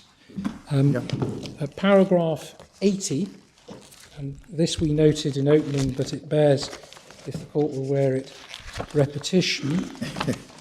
Yes. Paragraph 80, if the investigation fails to find material facts on which it should properly have deduced fraud, then it will still be open to the insurer to set aside the claim. Then at paragraph 94, and this is MS 114, mere suspicion would not, in the absence of other factors, prevent setting aside the compromise. And in effect, if the defendant accepted the representation whilst being sceptical, this would not preclude unravelling. And then importantly, this at paragraph 99,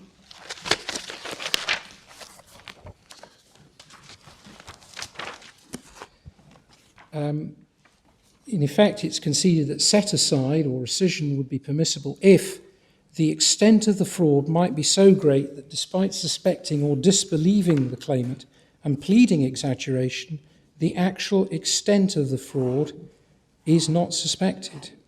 Now, the short and fundamental point on the facts is that's precisely the situation here. And that is another concession that, as it were, disbelief is not the be-all and end-all. At paragraph 153, so 139, second sentence, a defendant who is deceived into a settlement is allowed a remedy. And then lastly, at paragraph 163,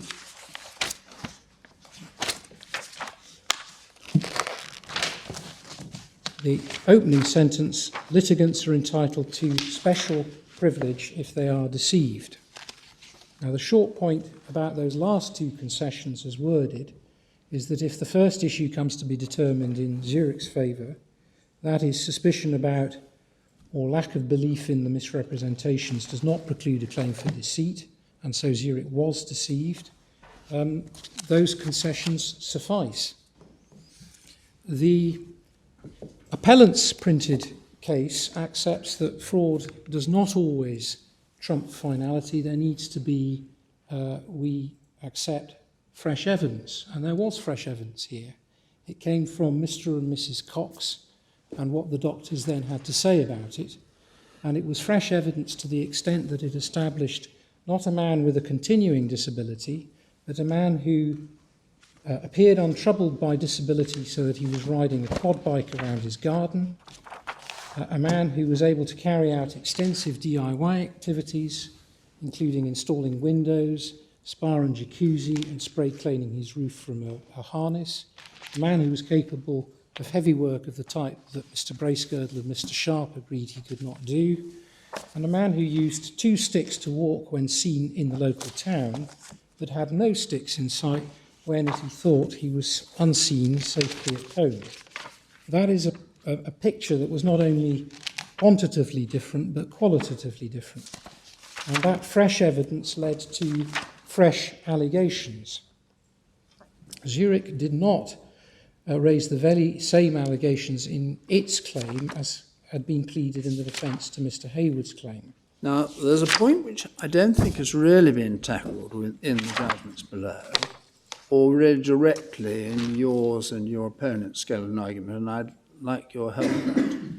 You refer to the fresh evidence which was available, and you rightly, at paragraph 84 of your printed case, cite Lord Bridges' words in the Owens Bank case, where the court was where he was considering an action brought to set aside a judgment after trial in a previous action. Yes. And he states that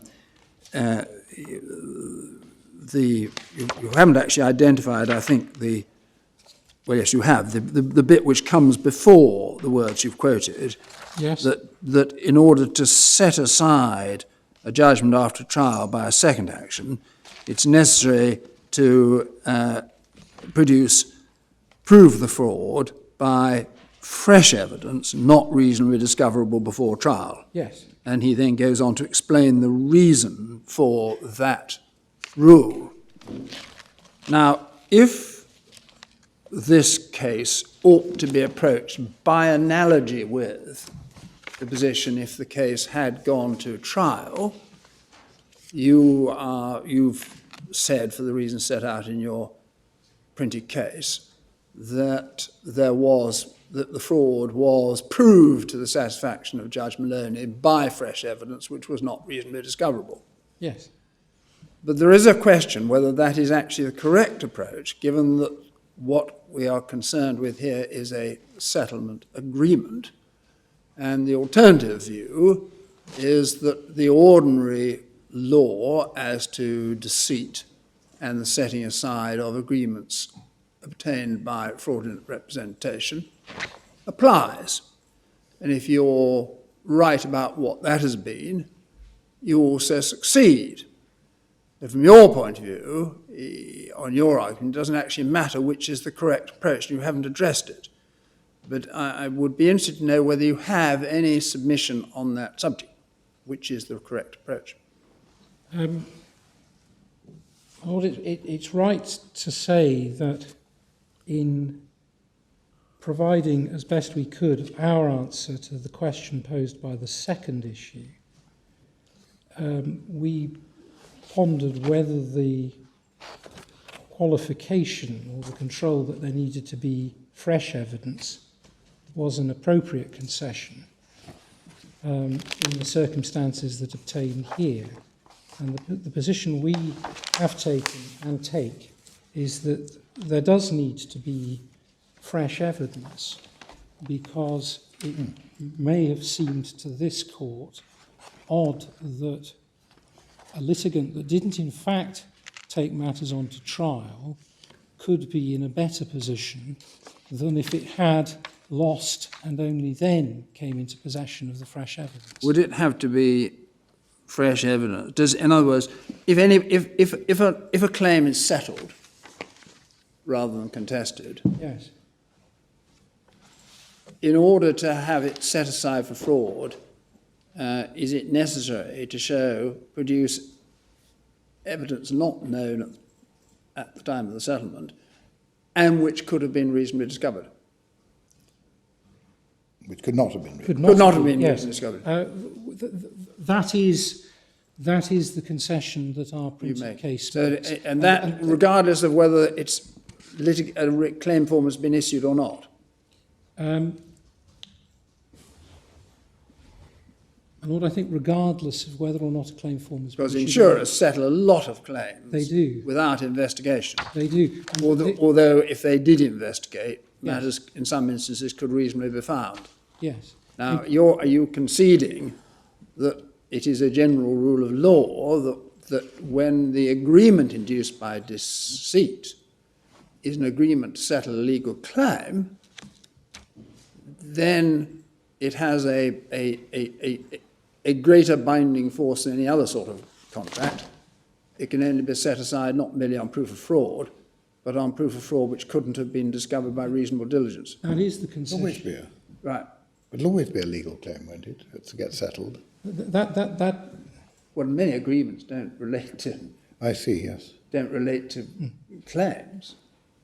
That is the concession we make, and not only because we thought that it may offend this court's sense of justice, that if we were saying, no, it doesn't even need to be fresh evidence, that would be to put the settling party in a better position than the party that's actually litigated and lost. But also, it seemed to us that situations in which there wasn't fresh evidence and you were simply pointing to the same evidence Right. to say we have been deceived would either be vanishingly rare or in logic couldn't arise, because you would simply be saying, oh, well, now we've taken another look at the evidence, the penny's dropped with us. Yeah, but I have in mind, I suspect, the myriad cases of relatively small claims where the insurers get a claim form filled in a normal way, and they simply pay up without investigation. Yes. And then somebody else goes and shocks the claimant, and they then discover that it was fraudulent. Now, if you're on your concession, if they could reasonably have discovered it, then they can't have it set aside for deceit. On my concession, I confess, my Lord, thought of the situation where there's not even been a claim form issued. Very well. Can I reserve my final answer on that for reply if necessary? Can I raise one or two other points for you to think about then? I mean, they are simply issues to think about. One is that this sort of issue was discussed in Gohill. Yes. And while that was a different situation because of the statutory duty of candour to the court in that context, one of the factors that Lord Wilson founded on in the judgment was that the Ladden-Marshall line of authority is concerned with situations where there has been a trial. Yes. And where someone is seeking a second opportunity to lead evidence in front of a judge. And he said, well, that's not the situation where you have settled your claim. So that's one factor. The other one, which was emphasised in Gohill and Sharland, is that fundamentally a settlement is a contract. And if there's no Ladden-Marshall rule in relation to setting aside contracts for fraud, why should the fact that a Tomlin order is then made, or that the subject matter of a contract is a claim in court, necessarily make all the difference? I mean, I don't feel you have to answer those on the spot. They're just, along with the points that were put to you a moment ago, there are other ones perhaps to think of. I shall do, my Lord, and deal with that in reply, if I may.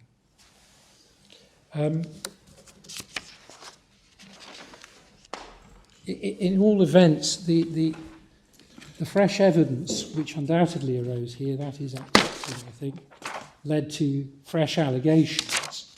And the fresh allegations here were not to put in issue the true extent of Mr. Hayward's symptoms, but whether in fact he'd fully recovered. And there is, we say, a material difference between exaggerated symptomatology, gilding the lily, over-egging the pudding, and there being no symptoms after a given point in time. And that is what it's clear Lady Justice Smith had in mind at paragraph 29 of her judgment in the first Court of Appeal decision.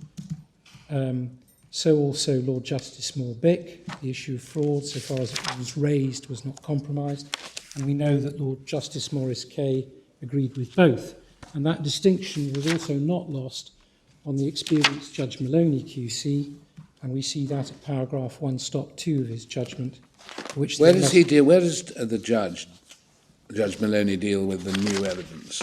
He deals with the. If my Lord goes to 1(2) of the judgment, Yeah. and that is 171. He encapsulates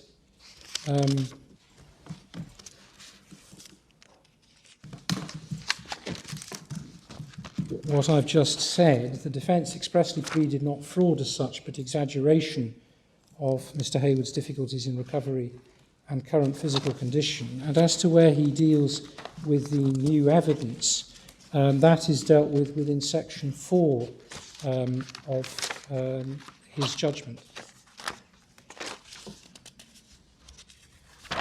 And also, for completeness, at 3:2 and forwards, he deals with the evidence of Mr. and Mrs. Cox.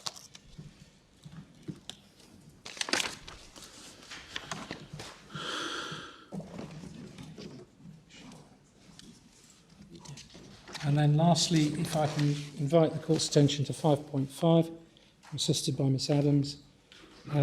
So you essentially accepted the Cox's evidence, did you? Exactly. They had some pretty vivid photographs.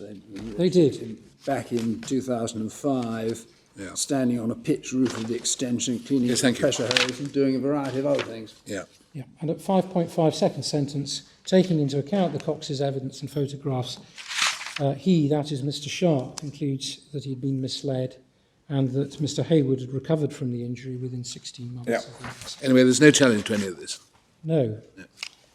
Oh, well. No. So the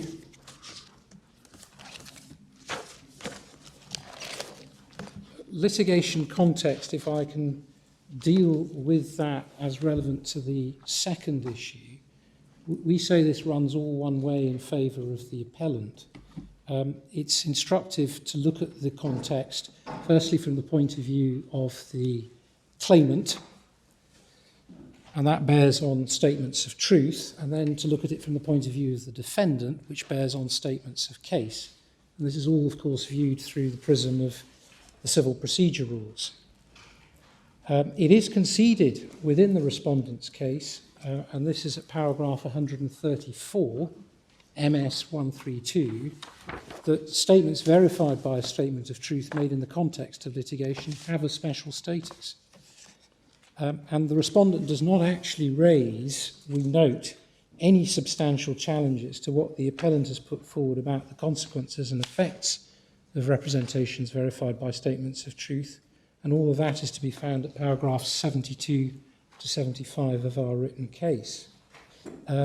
It's a matter not simply to be noted and then just put to one side, that the witness statement, supported by the statement of truth, is to be taken as the equivalent of the oral evidence the statement maker would give at trial. Now, that's within CPR Practice Direction 32, 2.1. And so the observations of Lady Justice Smith, as made at paragraph 33 in the first Court of Appeal decision, and Lord Justice Christopher Clark in Macdessie, cited at paragraph 74 of our case, speak with one voice.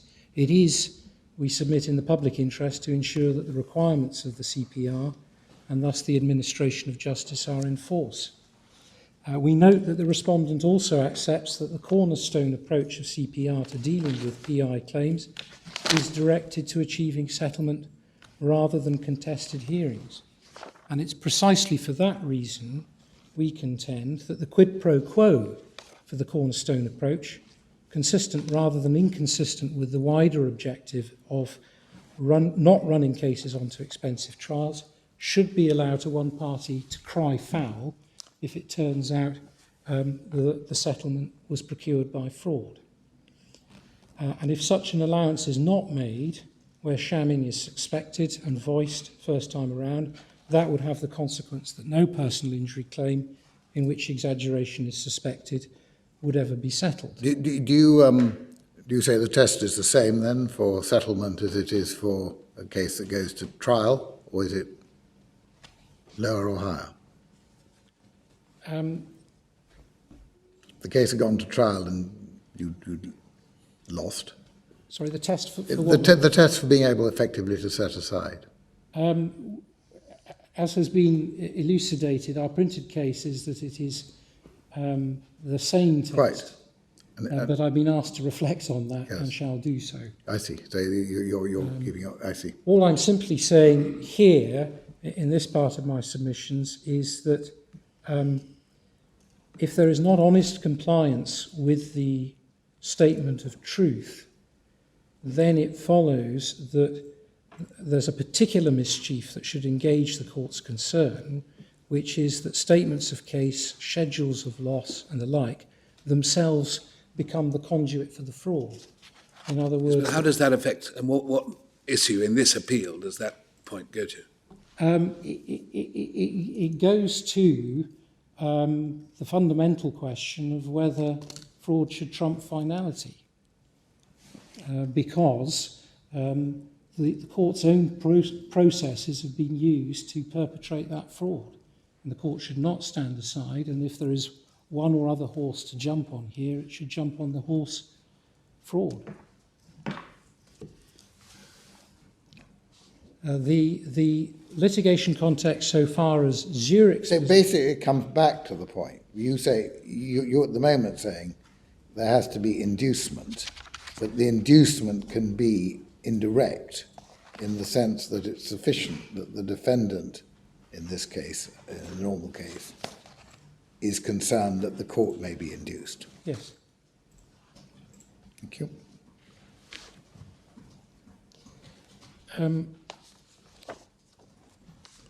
The respondent's case suggests various solutions as to what an insurer might do faced with a similar situation in the next case. And our blunt submission is that those solutions are half-cooked. The short point is that a defendant needs to plead exaggeration if it wants to run a positive case. The civil procedure rules so require.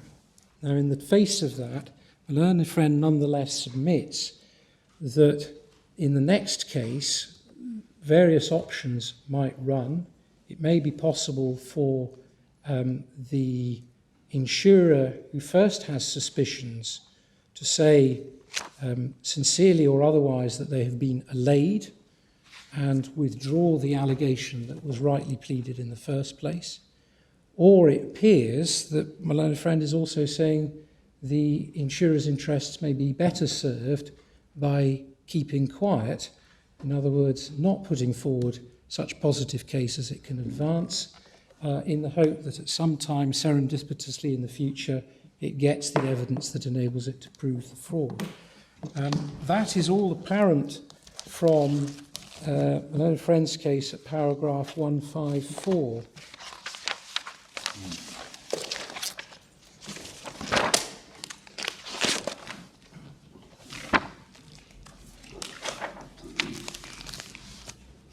He says there, on the basis of the two Court of Appeal decisions, in this case, then a defendant who is initially disbelieving enough to plead fraud but really changes their mind has a remedy. If the first Court of Appeal decision is wrong, then the defendant still has a choice when pleading their defence. They either nail their colours to the mast by pleading fraud, allowing them to run a positive case, or they keep quiet and run the case on the basis that the claimant has made a mistake. To get up and cross-examine the claimant and say, well, you must be mistaken, is not a fruitful line of cross-examination. The civil procedure rules say if you have a positive case and you want to advance it, you've got to plead it so far as you can. And it's for that reason that we say, having seen my learned friend's prescriptions, it is a situation of damned if you do plead and damned if you don't. The court has our submissions in the printed case on contempt of court as a suggested alternative solution here. That is of no assistance in compensating the insurers for their financial losses. The remit of Section 57 of the Criminal Justice and Courts Act 2015 passed as in part a response to Summons and Faircliffe, only operates in very narrow circumstances. Under the heading of public policy and justice... We're not revisiting all that. In this we're not. We're not. It's dealt with within our printed case shortly at paragraph 89, page 72. What I do propose to deal with in the time that remains available to me is the respondent's case attempt to summon up various ghouls and spectres about what would run if you accede to Zurich's arguments on the second issue. Yep. It said, and this is paragraph 150, Yep. no deal would be safe. It said, within the same paragraph, re-litigation would blossom just because a party thought that litigation could pressure a bad deal. It said that there would be repeat attacks. So the implication is that allowing this appeal on the second issue would be to place in the hands of the insurers a weapon that they may use unscrupulously to cudgel claimants into submission. Now that submission wholly ignores the circumstances in which fraud can be alleged are in fact highly constrained.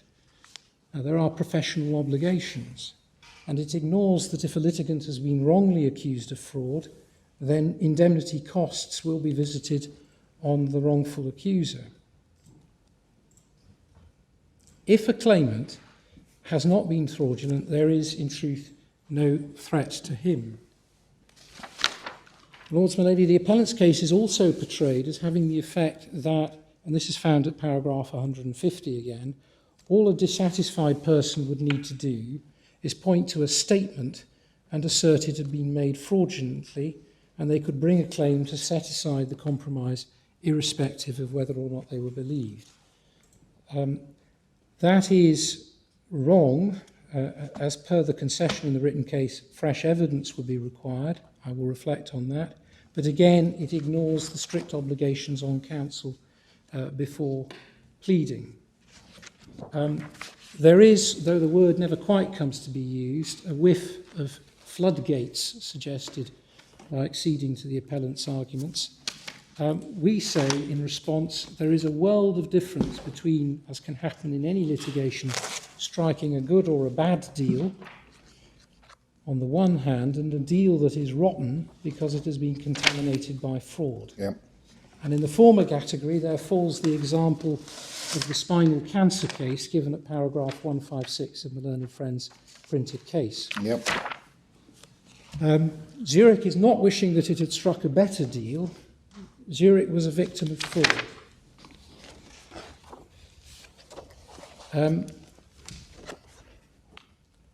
We note, simply for completeness, the other control that is suggested within the respondent's case. It's found at paragraph 100, page 116.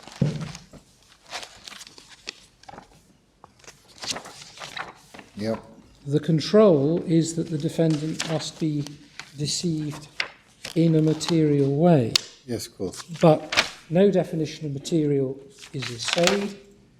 How does one, in fact, define that? Well, we've been through all this. I mean, this We is the do. inducement We point. have. Yes. We have. So far as justice is overall is concerned, I simply invite this court to have uppermost the observations of Lord Justice Moses made in the South Wales fire case, which commended themselves to my Lord Clark in Somers and Fairclough. They're found within our printed case at 67. Thank you. And the observations, ironically, of Lord Justice Briggs, as made in his dissenting judgment in Charland and Charland. Yeah. And they are to be found at paragraphs 35 to 36 and paragraph 41. And we know they were approved by my Lady Baroness Hale Yep. at paragraphs 32 to 34 in this court last year in her judgment, the judgment of the court in Charland. Yep. In essence, a fraudster is a fraudster, and the gullibility or otherwise of the representee should not alter the court's censure. Well, And it is accepted, given that it is accepted that there is no duty on a representee to conduct due diligence, Zurich should not be in a worse position because it did just that. Lords, I'm conscious that paragraphs 101 to 143, the greatest part of my learned friend's respondent case on the second issue, mount in effect a de facto appeal against the first Court of Appeal decision as a response to the second Court of Appeal's decision. Insofar as that is entertained at all, we say that approach is wrong for two reasons.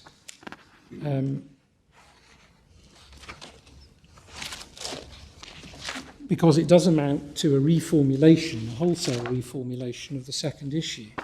The endeavour is to suggest that the Tomlin order created a cause of action estoppel. That is essentially the argument that was run and lost before the Court of Appeal first time around. We note that within the defence to Zurich's claim, the defendant says in express terms that the judgment of the Court of Appeal is accepted. There was no appeal from that decision. The reference for that, Lords my Lady, is Appendix Part 2, page 18, 227. Yep. And there was no cause of action estoppel because, in fact, the plea of exaggeration for financial gain was simply raising an issue. It wasn't a denial of Mr. Hayward. And on your case, we don't need to say anything about the first. No. We don't at all. It's all- Maybe it's better reserved to reply. And so far as, let me deal with it shortly, res judicata is concerned, the short point we say is that if res judicata has anything to do with this case, it is that my learned friend is stuck with the decision of the First Court of Appeal. And that's that. Thank you. So, coming to a conclusion on the second issue, Yep. and why we say the Court of Appeal was wrong, insofar as this informed Lord Justice Briggs' analysis on that issue, he was wrong in saying that the allegations were the same. That is, the allegations pleaded in the defence to the original complaint as compared with Zurich's claim. Zurich was wrong to place Lord Justice Briggs was wrong to place the interests of commercial settlements and finality above fraud. There should be, we submit, a continuing recognition that fraud is a thing apart, and there is a paramount importance in respecting statements of truth. The litigation context does not diminish Zurich's position, it positively adds strength to it. One may ask, turning Lord Justice Briggs' rhetorical question on its head, where will matters end? Where will matters end if fraud does not trump finality here? It shouldn't all depend on whether the other side was credulous. There has to be, we submit, in this situation, a remedy against financial losses for the defrauded. Now, as it happens... But your point is that it isn't the other party being credulous, it's the other party's assessment of what the court may think. Yes, Picking up Lord Reed's point, Yes. comes back to that. yes. Yep. As it happens, for the very reasons that are given, we say that on the facts of this case, Yep. Zurich secures its remedy whether one applies Zurich's approach or indeed the prescriptions suggested by the respondent, because the respondent was deceived and the fraud was significantly greater than had first been presented. Much, much greater. Yep. Lord Justice Maurice Kay's very final comment in concluding the first Court of Appeal Yep. deliberations was it will be for Zurich to establish its case of fraud at trial. Yes. That was no easy task, particularly given Mr. Hayward's continuing protestations. Yep. It did so in spite of them. There is no challenge to the judge's findings of fact or his disposal of quantum. I understand. And having done what it was required to do, the judgment in Zurich's favour should be restored and this appeal allowed.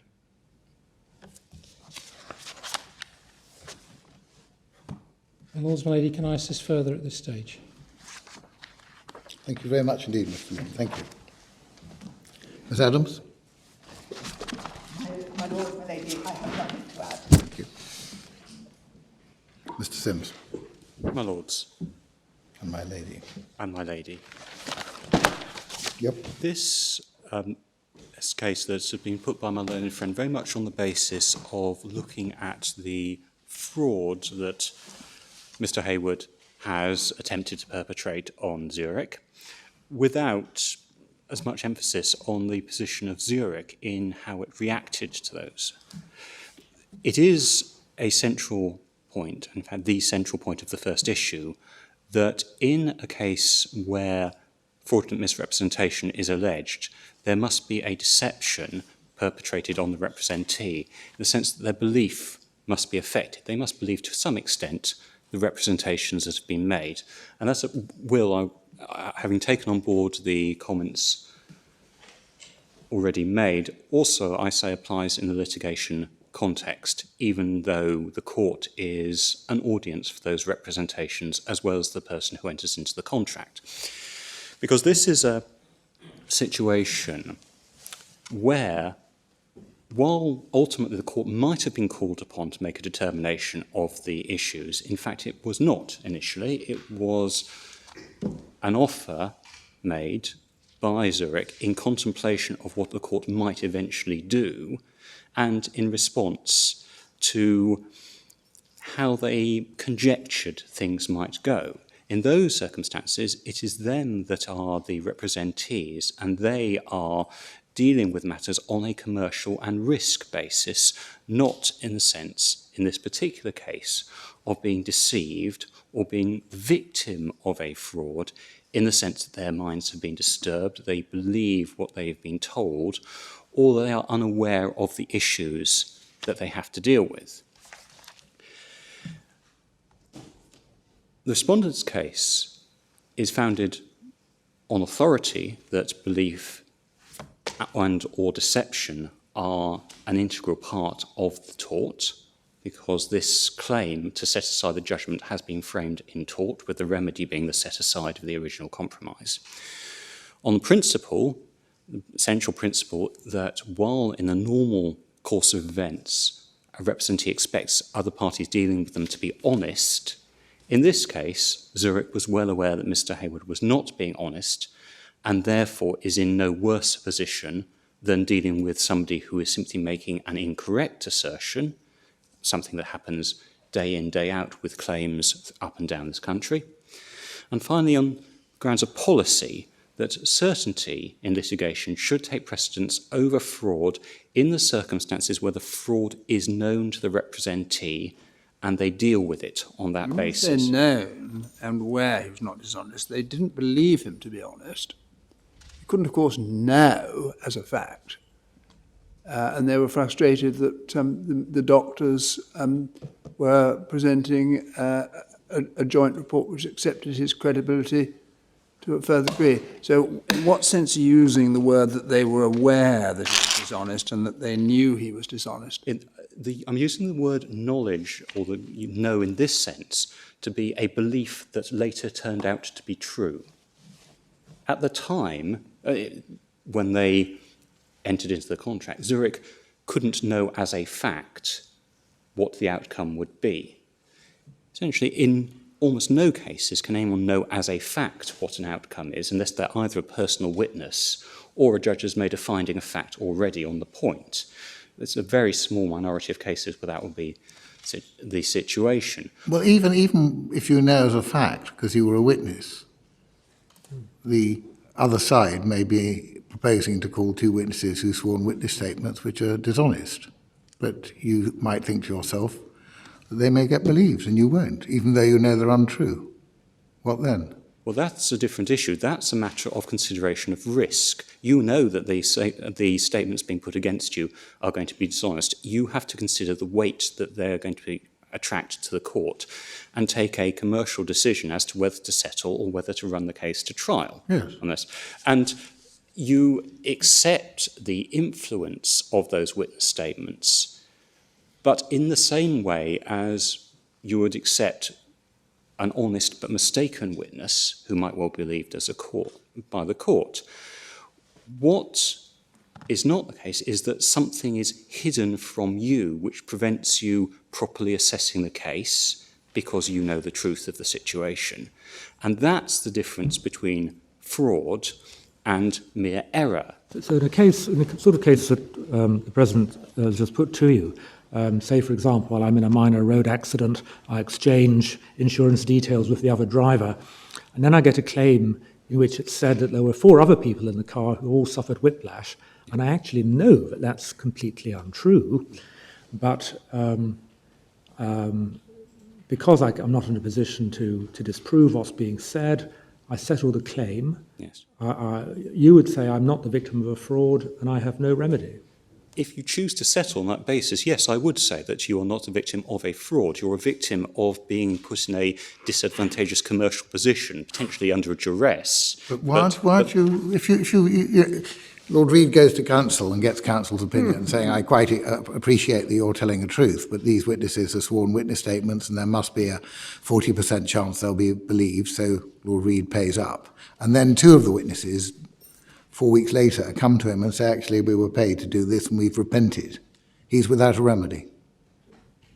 He can't have the judgment set aside, or he can't have the payment reclaim the payment. Well, there is a difference, I would say, there. The first is if there were a judgment, then he would be entitled to have it set aside, because that's an application of Ladd and Marshall on it. Yeah. If he chooses to compromise beforehand, knowing that there is the dishonesty from the other side, the possibility that somebody might come clean, the possibility there might be exonerating evidence later, then I have to say no, because you do not believe it. On the grounds of vitiation as a result of fraud, he would not have a remedy. There might be other possible causes of action he could use, but fraud would not be one of them. But the whole purpose of the CPR, well, one of the main purposes, is to encourage settlement. Yes. And this would discourage settlement, wouldn't it? The advice to Lord Reid might be, well, you better go and fight the case, because even if you lose, at least you'll have the prospect of setting judgment aside, whereas if you settle it, you won't. That is certainly, I accept, a possibility in a minority of cases. But in many cases, the idea that you would get fresh evidence afterwards in order to be able to set aside a compromise or indeed a judgment is a rather remote possibility. This doesn't happen on many occasions, I would suggest. And in dealing with your view of risk on commercial settlement, you might well wish to factor in the possibility you might be able to uncover the fraud with additional effort. It might also act as a deterrent, because if the person who gets paid knows that the whole deal's liable to be blown out of the water, it might discourage people from being dishonest. But the discouragement within the CPR is also there because of the very clear rules to deal with contempt of court, which are exercised particularly on false statements of truth, for example. And that is a discouragement which is certainly available to litigants, perhaps less so to witnesses who may not receive advice, but to litigants it would certainly be available. Yes, but it's not much fun for the person who's paid up to say, well, you can spend a lot more money possibly getting them done for contempt. It's not going to help put them back in pocket, is it? But the issue there is the deterrence issue, and the possibility of being committed for contempt is something that is likely to weigh heavily on the mind of somebody who has identified themselves, given their address, signed a statement of truth, making them easily identifiable and easily trackable. It's going to lead fairly easily to, if somebody chooses to take the point, to the potential for a committal, and that does have a deterrent effect. Right. But what... Just going back to your case, your example, the person who said that there were 3 people in the car, that would be a fraudulent misrepresentation, wouldn't it? Certainly on behalf of the other people running the claim, yes. It depends what the driver said, but yes. And one can well understand that it might be relied upon by the other side in deciding what sort of offer to make, because the court, as my lord put it a few minutes ago, might accept that evidence, even though you were going to give evidence to the contrary. Now, if then, as my lord says, out of the blue came an absolute statement, say from a policeman who just happened to be there, which showed that there weren't 3 people in the car, then you'd have a classical... First of all, you would have a classic case of inducement, wouldn't you? So all the ingredients of the tort were there, subject to your point about the absolute necessity of belief. But unless you succeed on that point, then the case is clear. I have to accept that demonstrating the necessity for belief is an integral part of my case. Well, it's absolutely essential. If you lose that point, you're sunk. Yes. In terms of casting, you used the word inducement in that. I would say influence is the appropriate word, because inducement, I say, carries with it the deception in order to make the tort complete, whereas influence is simply indicating a causal connection.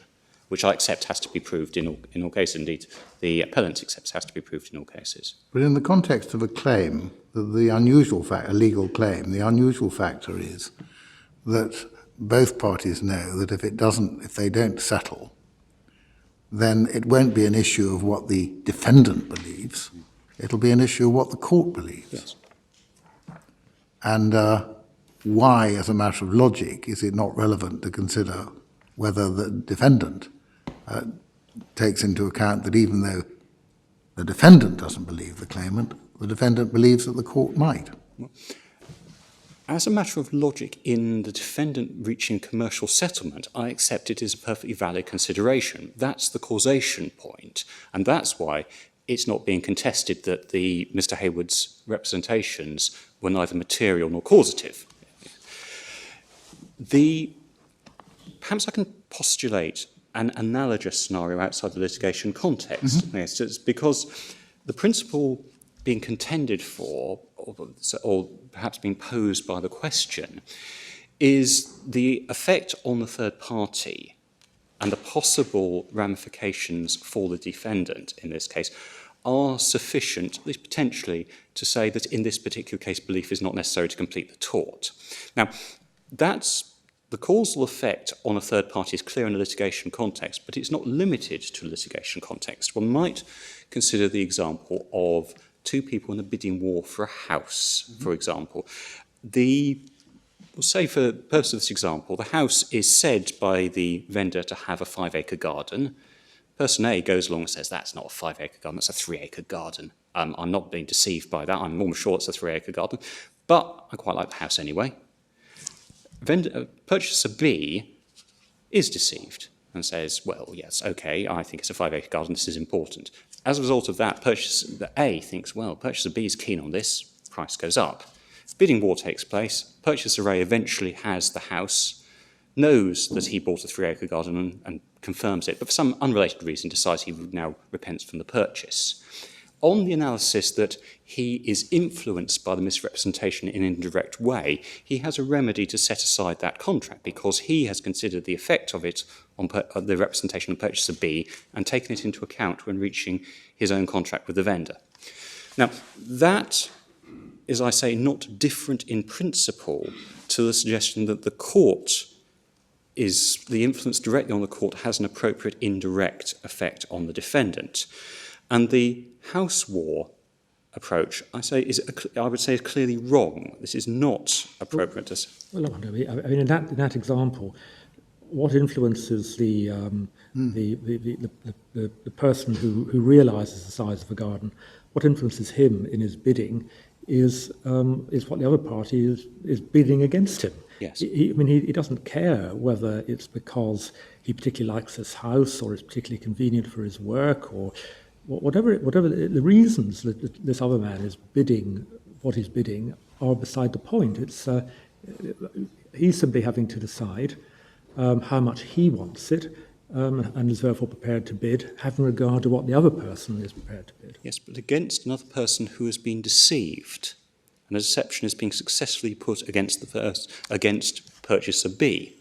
Now, the distinction, it might be an evidential issue, which is going to cause considerable difficulty for purchaser A, but nonetheless, in theory, that situation could exist, and it's not house purchases. I put as a simple example. It would also potentially occur in prospectuses for shares or debentures, where there is a limited resource and there's an operative deception which might affect other people.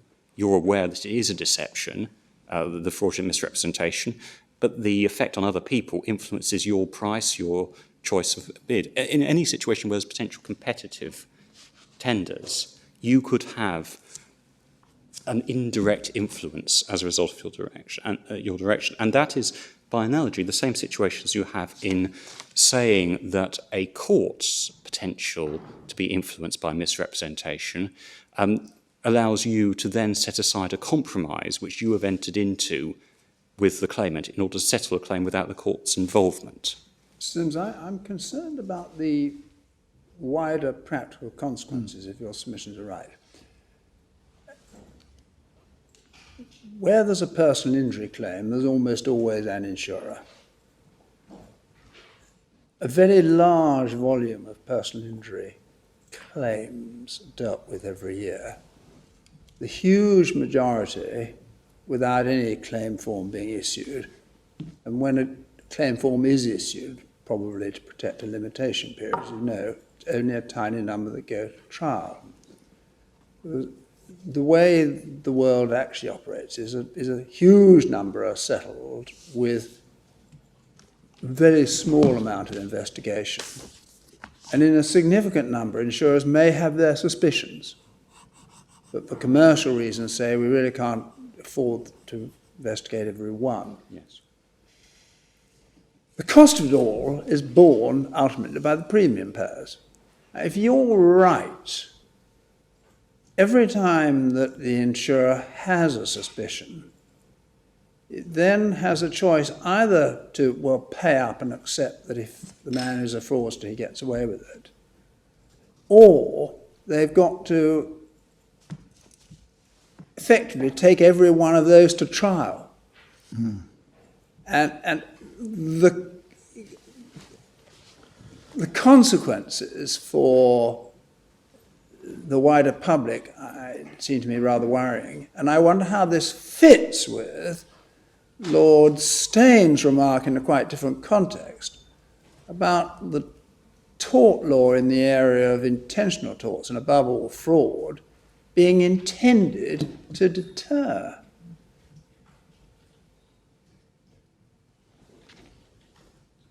The underlying premise, perhaps, of that question is that the fraudsters would obtain a significantly better deal than they would be if there was no fraud. That is probably, I would suggest, not the practical reality of that, because most people faced with an insurer saying you're committing a fraud are faced with the possibility of contempt of court if they proceed for what might well be a very small amount of money on their part. A couple of £1,000 would not be unusual. It may not be such a small matter because you've got inflated personal injury claims where there's been a genuine accident, but the damages claimed are dishonestly inflated, are believed by the insurance industry to run at a very high level. Nobody's got precisely accurate figures. Yes. So what are the real risks that the claimant is running if your submission is right? Well, in that case, where there is a vastly inflated personal injury claim which is not suspected, or at least not averred to directly by the defendant, they might well be deceived on the basis that I suggested that the extent of the misrepresentation is beyond what can be reasonably suspected, and they would still have a remedy in that circumstance in any event. The deterrent value, well, given the recent changes in the way the personal injury costs work, the deterrent value is there because of the potential for fundamental dishonesty declarations, which is now a deviation from the norm of personal injury. And that does allow effectively cost sanctions, which otherwise wouldn't take place in the light of fundamental dishonesty. And it may very well be that claimants will end up bearing that personally in any event, and that is the deterrent effect of that situation. So the vast majority of cases will settle, as the expectation, they will settle probably if they're not a million miles away from what their true value is. But if an insurer chooses to take a risk on that, that is an insurer's commercial decision, I would suggest. If there is something grossly wrong about a particular case, then the insurer may say, I've been deceived to a significant extent by this particular claimant, and I'm entitled to have this compromise set aside. And that is the control. In this case, it's the deception. Right, thank you.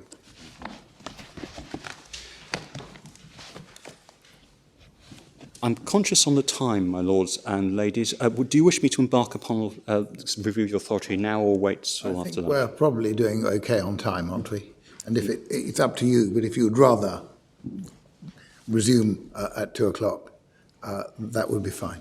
Perhaps I can just outline then the way I will take you through the authorities. Right. My learned friend suggested that there was little within the authorities that supported the necessity for deception.